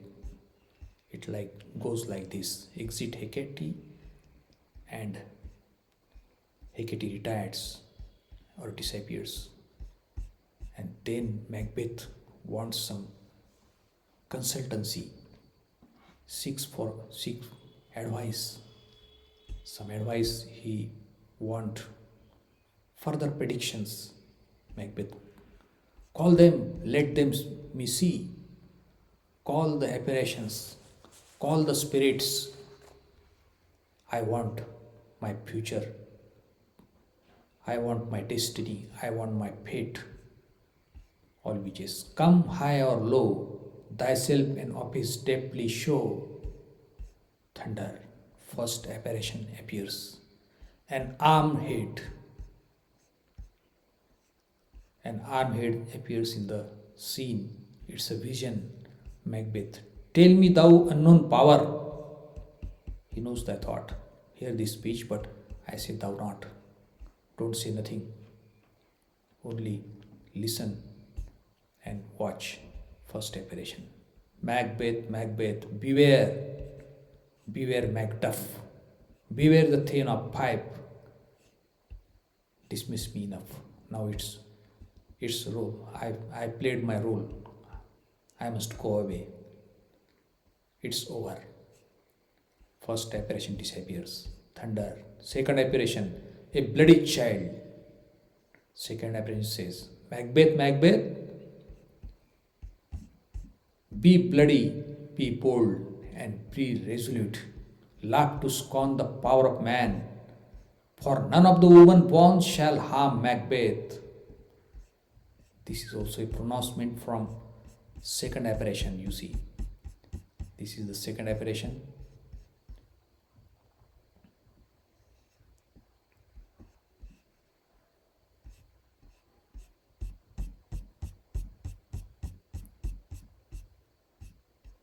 Bloody child. Then all witches listen, they speak not to it. Third apparition comes. Third apparition presents a child crowned with a tree in his hand.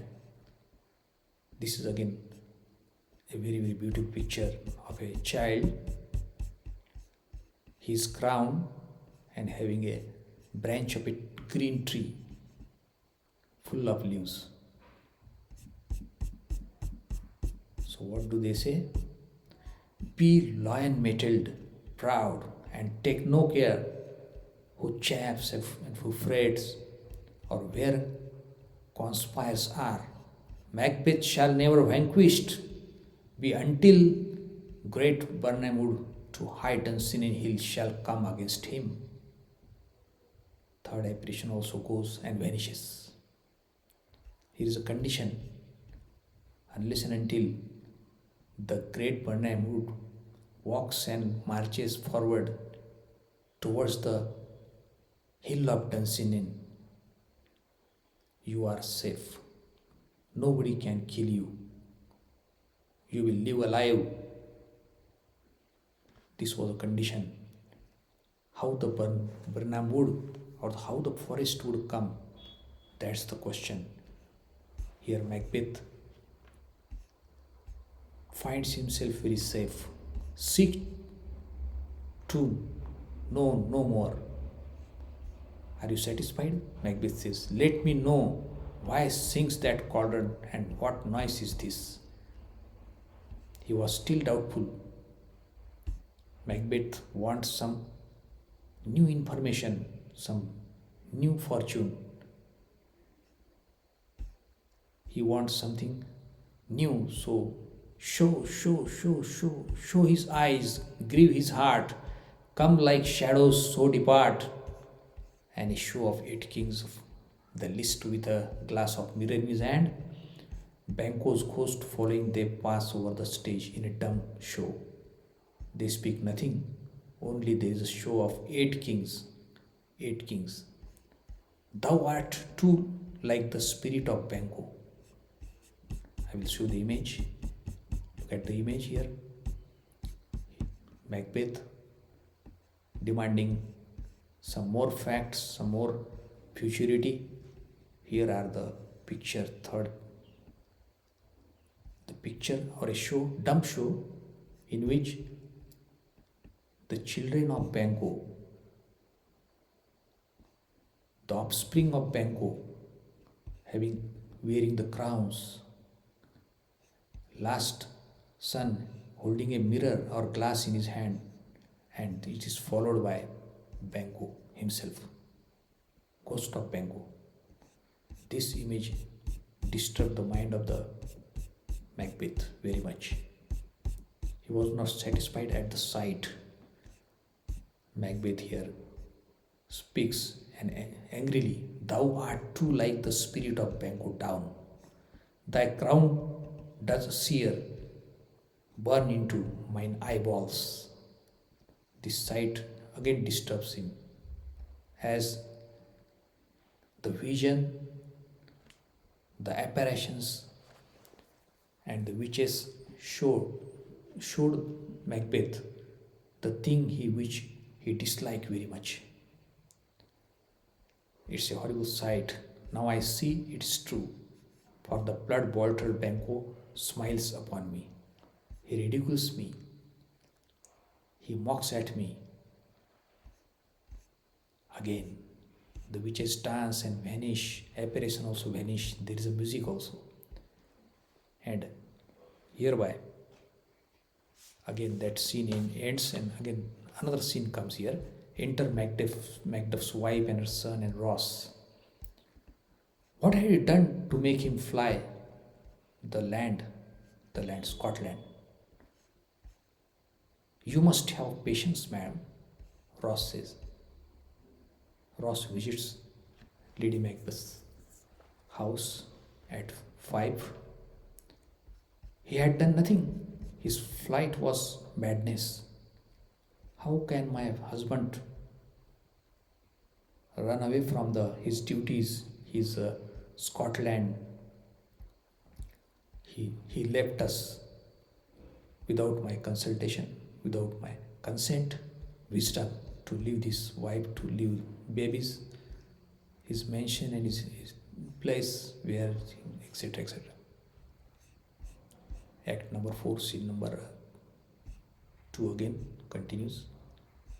Messenger comes. "I doubt some danger does approach you nearly. Be not found here, hence go with your little ones. Run away from this place." There is a messenger, and he got some information about the dangerous attack on Lady Macbeth by some men from Macbeth. "Whither should I fly? I have no harm. I did no harm. I have done nothing." Enter murderers. "Where is your husband?" "He is a traitor." "Thou lie," son says there. Macduff's son. "Thou liest, thou shaggard villain." First murderer. "What you egg?" And stabs the son. "Young fry of treachery." Son. "He has killed me, mother. Run away, I pray you, run away." Son dies here. It's a tragic thing. Exit Lady Macduff. Lady Macduff crying, "Murder, murder," and pursued by the murderers. So she also cried loudly, and she has been chased by the murderers, and it is reported that she should be killed. The dramatist had not shown the actual killing scene on the stage. Now we are in act number 4, scene number 3. Enter Malcolm and Macduff. Malcolm says, "Let us seek out some desolate shade and there weep our sad bosoms empty." Both Malcolm, Macduff, they join hands together and they share the same feeling. They are the sufferers of tyranny of Macbeth. They have to flee from their motherland, Scotland, and to come to the English army side and join the hands with the English king. Let us rather hold fast the mortal sword, bestride our downfallen, bird-dumb motherland. Each new morn, new widow's haul, new orphan's cry, new sorrows. I have lost my hopes. Bleed, bleed, poor country, great tyranny. So he is very sad over the pathetic condition of Scotland. Every day, a new murder, a new widow, and there are cries and murder and violence and bloodshed by the dictator Macbeth. Malcolm, I think our country sinks beneath the yoke. It weeps, bleeds each day, a gash added to wound. O Scotland, Macduff, this noble passion, white scribbles. Old Siwal with 10,000 warlike men, already at the point, was setting forth. Now we shall together and chance of goodness. We will have a chance, we will have a luck that old Siwal with his 10,000 army, warlike men, will ready and we have war preparedness. Malcolm narrates the incident. With the help of English army and English king, we will attack on Macbeth. Then enter Ross. Sir, amen. Macduff, stand.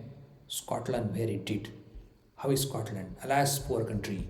It cannot be called our mother, but our grave. Now the country has become grave owing to Macbeth's cruelty, violence, bloodshed, massacre. Malcolm, what is the newest grief? Anything saddest news? Each minute teems a new one. How does my wife, my children? Well, why? Well, too, your castle is surprised. Surprise means surprise attacked.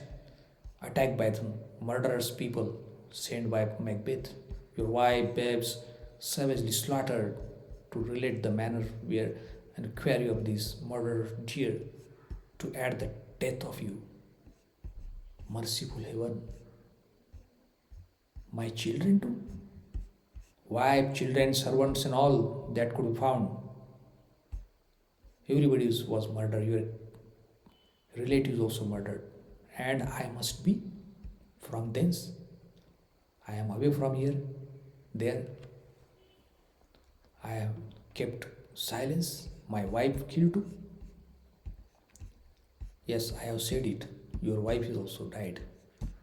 Be comforted. Let's make us medicines of our great revenge to cure the deadly grief. Malcolm also tried to soothe, tried to make him cool, but try some medicines. He gives some remedial measures to take a revenge on such a cruelty. Macduff, he has no children. Here we can get information that Macbeth and Lady Macbeth has no children. They are childless. All my pretty ones and my children he killed. Did you say all? Oh, Hellkite, all. What all? My pretty chickens and their dams. At one fell swoop, at one stroke. Despite it, dispute it like a man. Behave like a man. Have some courage. You should not cry like this. I shall do so. Be this the whetstone of your sword. Sharp your sword. It's a time to sharp your sword. Let grief convert to anger. Your grief transform to anger. Blunt not the heart. Never be disheartened. Enrage it. Pour all your anger on Macbeth. This tune goes manly. Now I am satisfied. Come, go. we go to the King of England. Our power is ready. Macbeth is ripe for shaking. Now the Macbeth is fully ripened. He became a grown up fruit, just a grown up fruit, ripened fruit, is ready to cut from the branches and fall down on the ground and collapse.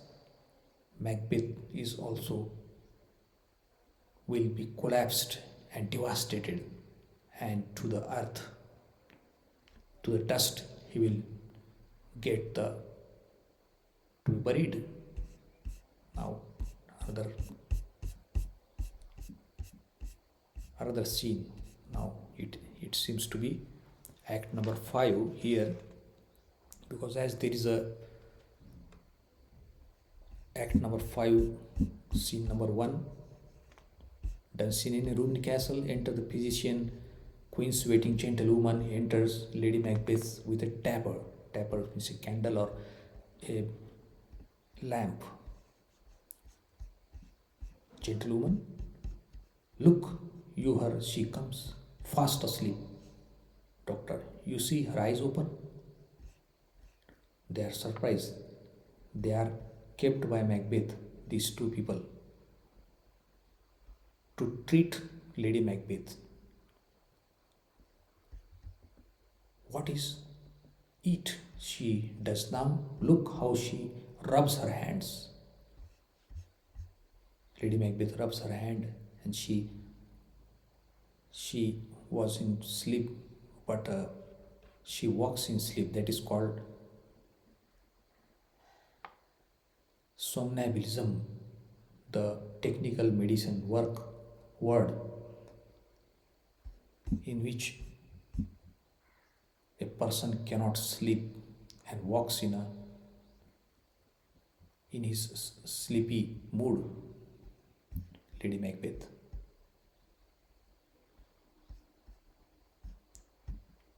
Let here is a spot, out, damn spot, out. I say 1, 2, when it is time to do it. Hell, it is murky. Fie, milord, fie.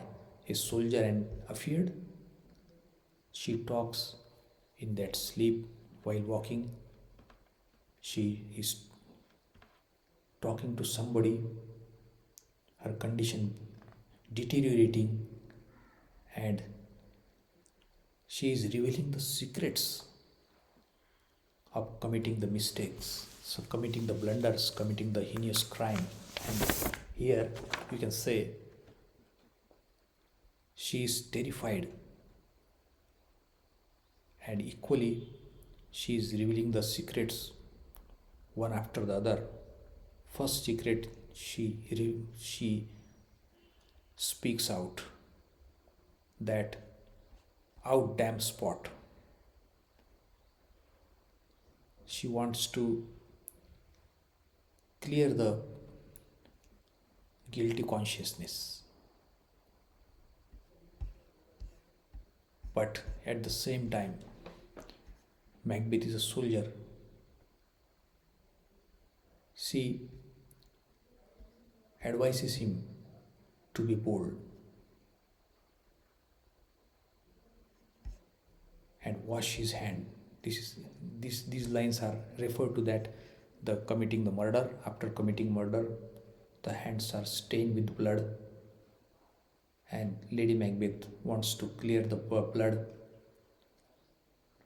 but still some blood. He experiences that some blood is still remain to wash out.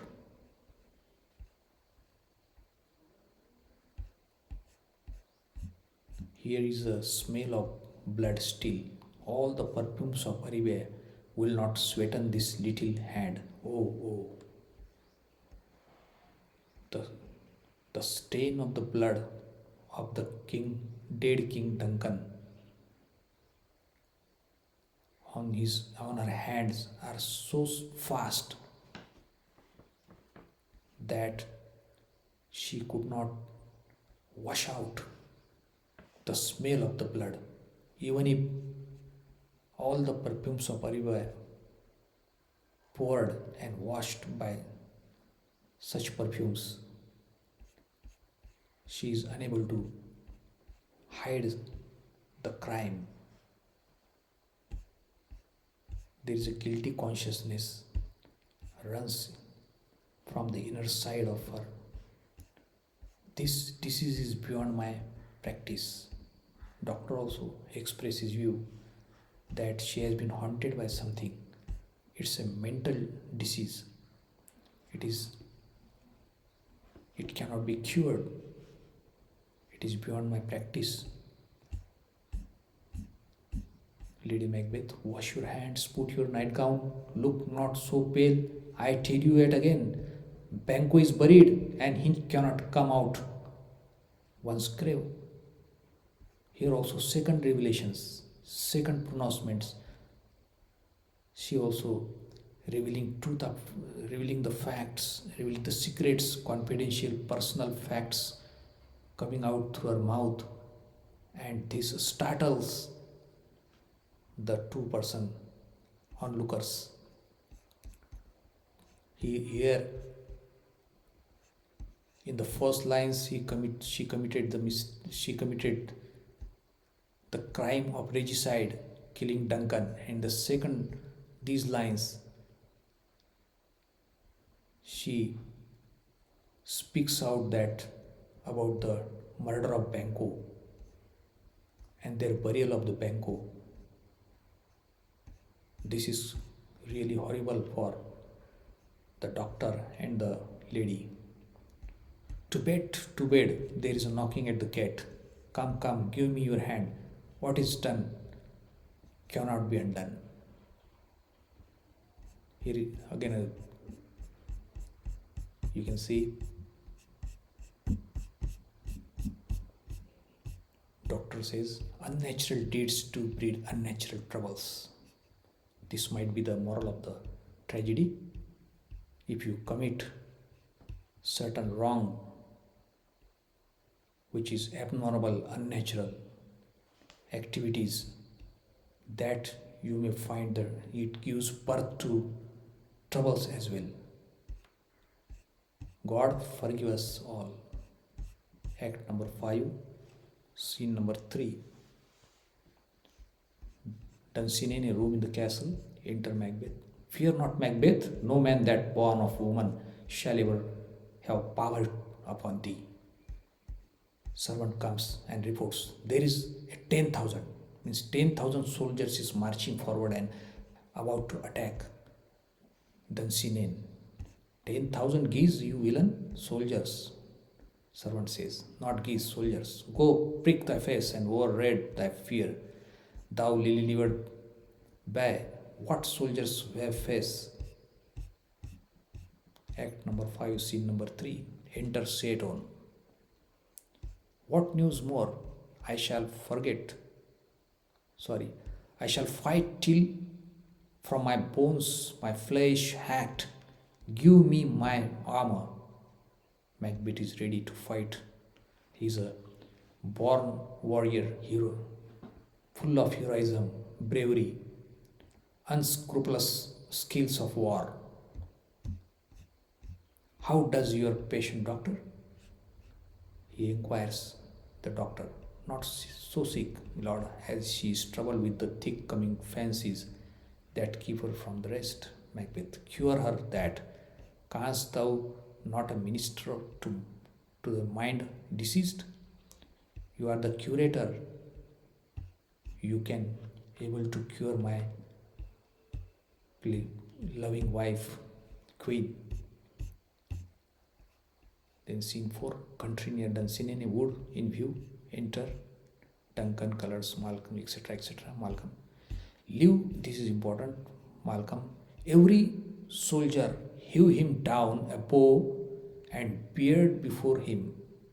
Thereby shall we shadow the number of our host and make discovery. Err in report of us. Malcolm wisely advises the soldiers or army to cut the green branch, and hold it and march forward to hide their numbers so that the enemies could not understand their number.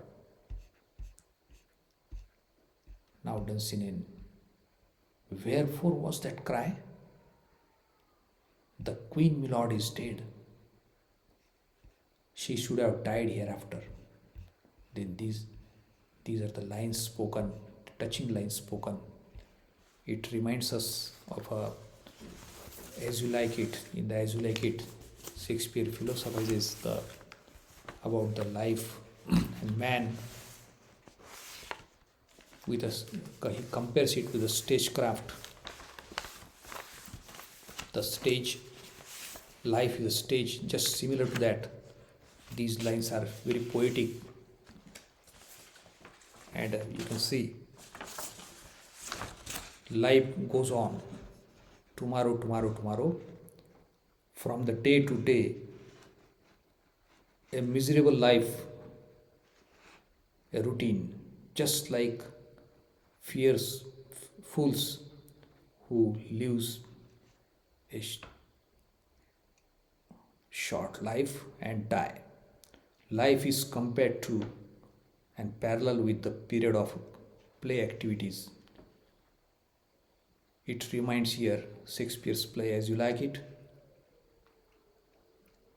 It is the character Jack said, and all the world is a stage. Here, Macbeth's speech is very, very highly thought provoking and comments on the life. Actually, these are the comments of our great dramatists and great thoughts of our Shakespeare also. Now, Act 5, Scene 5. Messenger comes, gracious my lord, I shall report that which I say I saw, but know not how to do it. Well, sir, say, sir. As I did stand my watch upon the hill, I looked towards Burnham, and then anon methought the wood began to move. The messenger comes with the news that the Burnham wood forest is running and moving towards us. Liar, slave! If thou speakest false, upon the next tree shalt thou be hanged alive. If it is found false, you will be hanged onto that next tree. Fear not, soliloquy. Here is soliloquy of Macbeth. Fear not till Burnham wood do come towards Dunstan. And now a wood comes toward Dunstan. Alarm, arm, and out. Now it's since this is, if it is a reality, the news is true, I must now prepare myself and take the arms and fight, ready to fight. Scene number 7th, another part of the field. Alarms Macbeth. They have tied me to a stake. What's he that was not born of a woman? Such a one am I to fear or none? It's a soliloquy. Macbeth is not ready to commit mistakes also, like the Romans found if they are defeated, the Romans committed the suicide. He is not ready to do such activities, and he considered himself to be tied to a stake, and all animals are attacking only on one person. This was the image he finds himself, the condition he finds himself. Young Seward, what is thy name? My name is Macbeth. The devil himself could not pronounce a title more hurtful to my ear. Thou liest about tyrant. With my sword I shall prove the lie than speakest. They fight together, tremendous fighting. Young Seward is but slain there. Young Seward is quite enthusiastic and hurriedly went there, and he lost his life. He became a martyr. Macbeth, thou wast born of woman, but the sword as I smile at, weapons laugh to scorn. Brandished by man, that's of a woman born. Exit Macbeth, enter Macbeth. Macduff also enter. That way the noise is, Tyrant, show thy face. If thou be slain, and with no stroke of mine, my wife, my children's ghost will haunt me still.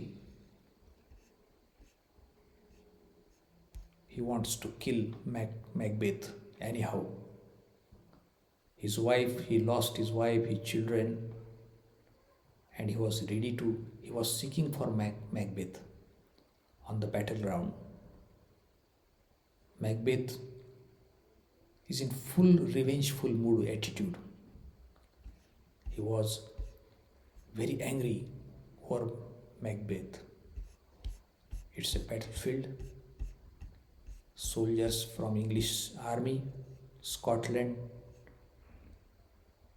and here is Macduff and Malcolm. Near Burnham Forest, Forest comes and approaches. Act 5.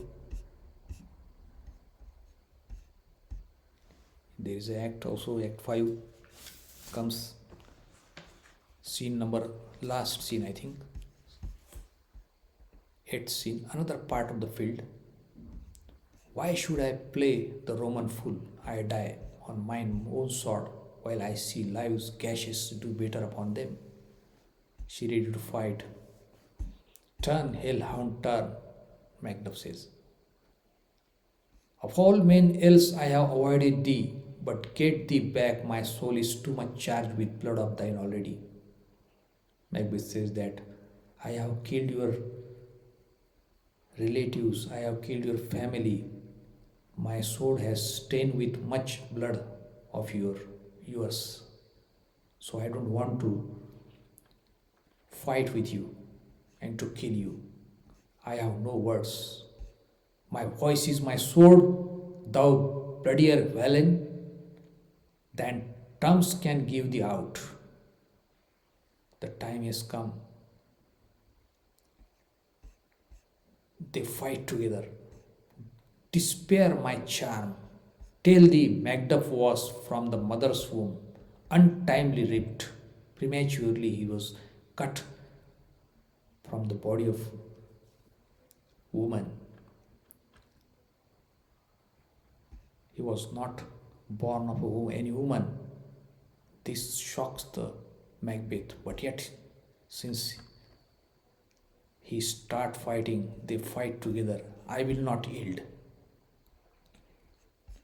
To kiss the ground before young Malcolm's feet. Though Burnham would be come to Dunsinane, whatever happens, he is ready to fight. They go on fighting, alarms sound of the battle. And in this scene number 7, scene number 8, act number 5, Macbeth was assassinated and beheaded by Macduff. Then there is a retreat. Trumpets sound of retreat. Enter drum and etc. Re-enter Macduff with Macbeth's head. Macduff, hail king, for thou art, behold, the usurper's cursed head. The time is free.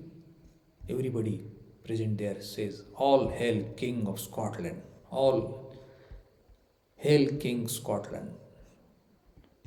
Malcolm also, my thanes and kinsmen, henceforth be earls the first that ever Scotland in such honor named. Malcolm declares a great announcement in which the title of the Thane is changed to Earls. Now with the new title has calling home our exiled friends abroad.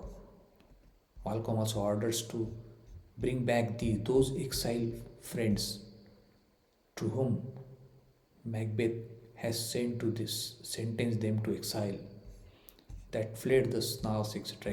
And so thanks to all at once and each one whom we invite to see us crown at Scone. Malcolm invites everybody for his coronation at Scone. So here is a picture, fine picture. Brutal rule ends there, defeated head of Macbeth. And once again, the son of Duncan, the king, very loyal and honest, able son, against come to the throne and he is crowned at the Scone. So a vengeance, a revenge is taken and accomplished. There ends the tragedy. So that's the touching story of the tragedy of Macbeth. It is finely composed by the great dramatist William Shakespeare from the Elizabethan age, living in the Renaissance spirit. Now you see this drama is composed around 1603 to 1606.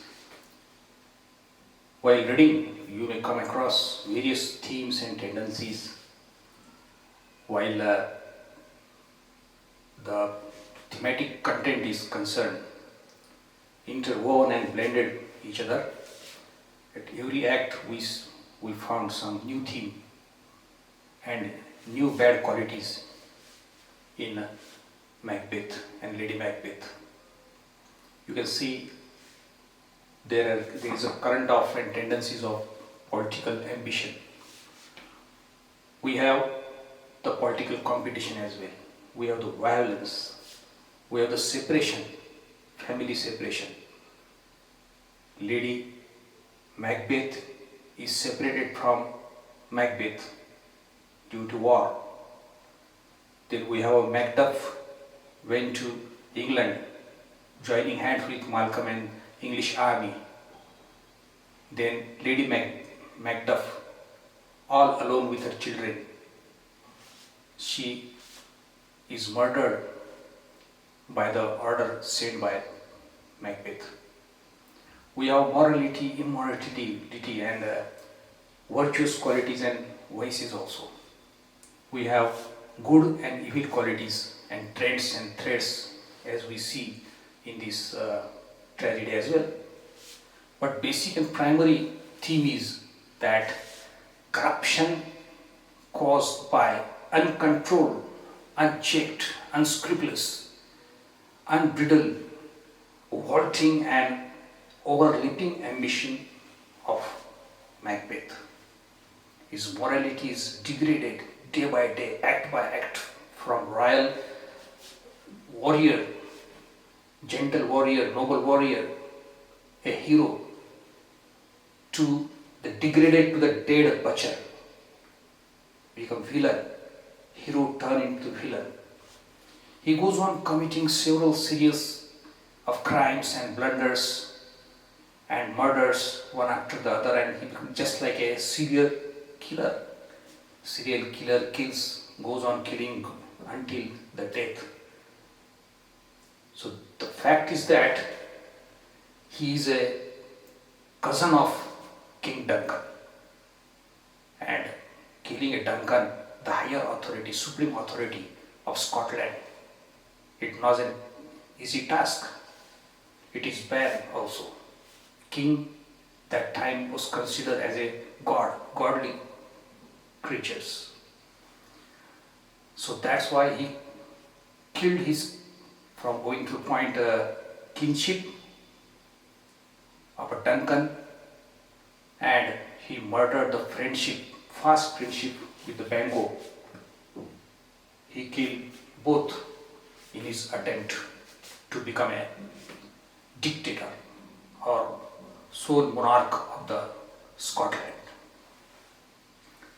As you see, he, by murdering the King Duncan in his own castle, his castle became a hell.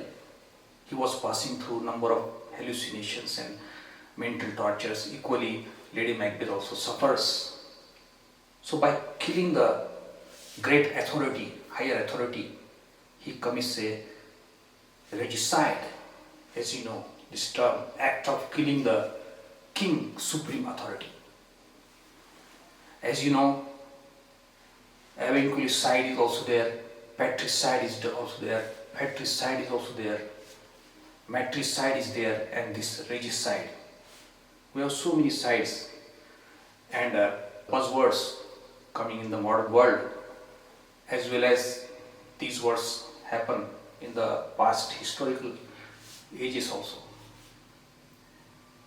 But after all, the united efforts of Macbeth, Malcolm, and English army with old Seward and young Seward, and some lords and attendants and soldiers from Scotland, they invade the terrorism, the monarchy and dictatorship of Macbeth. They march forward and they suppress the dictatorship and ends the brutal end. A new wave of social and political stability and freedom and peace is restored once again just as it was at the time of King Duncan. It was Macbeth who became the hero in the last part. As you can see, he was dormant in the initial stages, but later he became active and dynamic, and he took the revenge, vengeance and retribution. The goddess of retribution, Nemesis, must be happy over the work, over the noble devotion and Herculean efforts of Macbeth. He was a thane of 5, but he lost his innocent wife and children. That was the tragedy also, and that's the tragedy of the Macbeth also. So after that, we have a poetic justice, you can say. Do you agree with the poetic justice in the end? Do you agree that crime doesn't pay, but the wages of sin is death?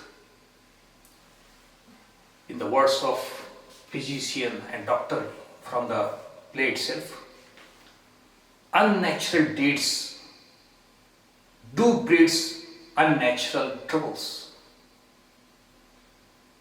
This must be moral of the play, as long as we have the theme is concerned. Now, I would like to invite you to listen to a Hindi song from Chacha Bhatia from 1977. It is finely musically composed by Lakshmikant Payarelal, and the lyric is written by Anand Bakshi. The voice is of Mohd Rafi and Shailendra Singh. So I am really thankful to you, so that you stay with me, and now you can see that this song is very, very suitable and apt with the theme of this play. That's why I have prepared for this song. Just I have to install some. Give me some minutes.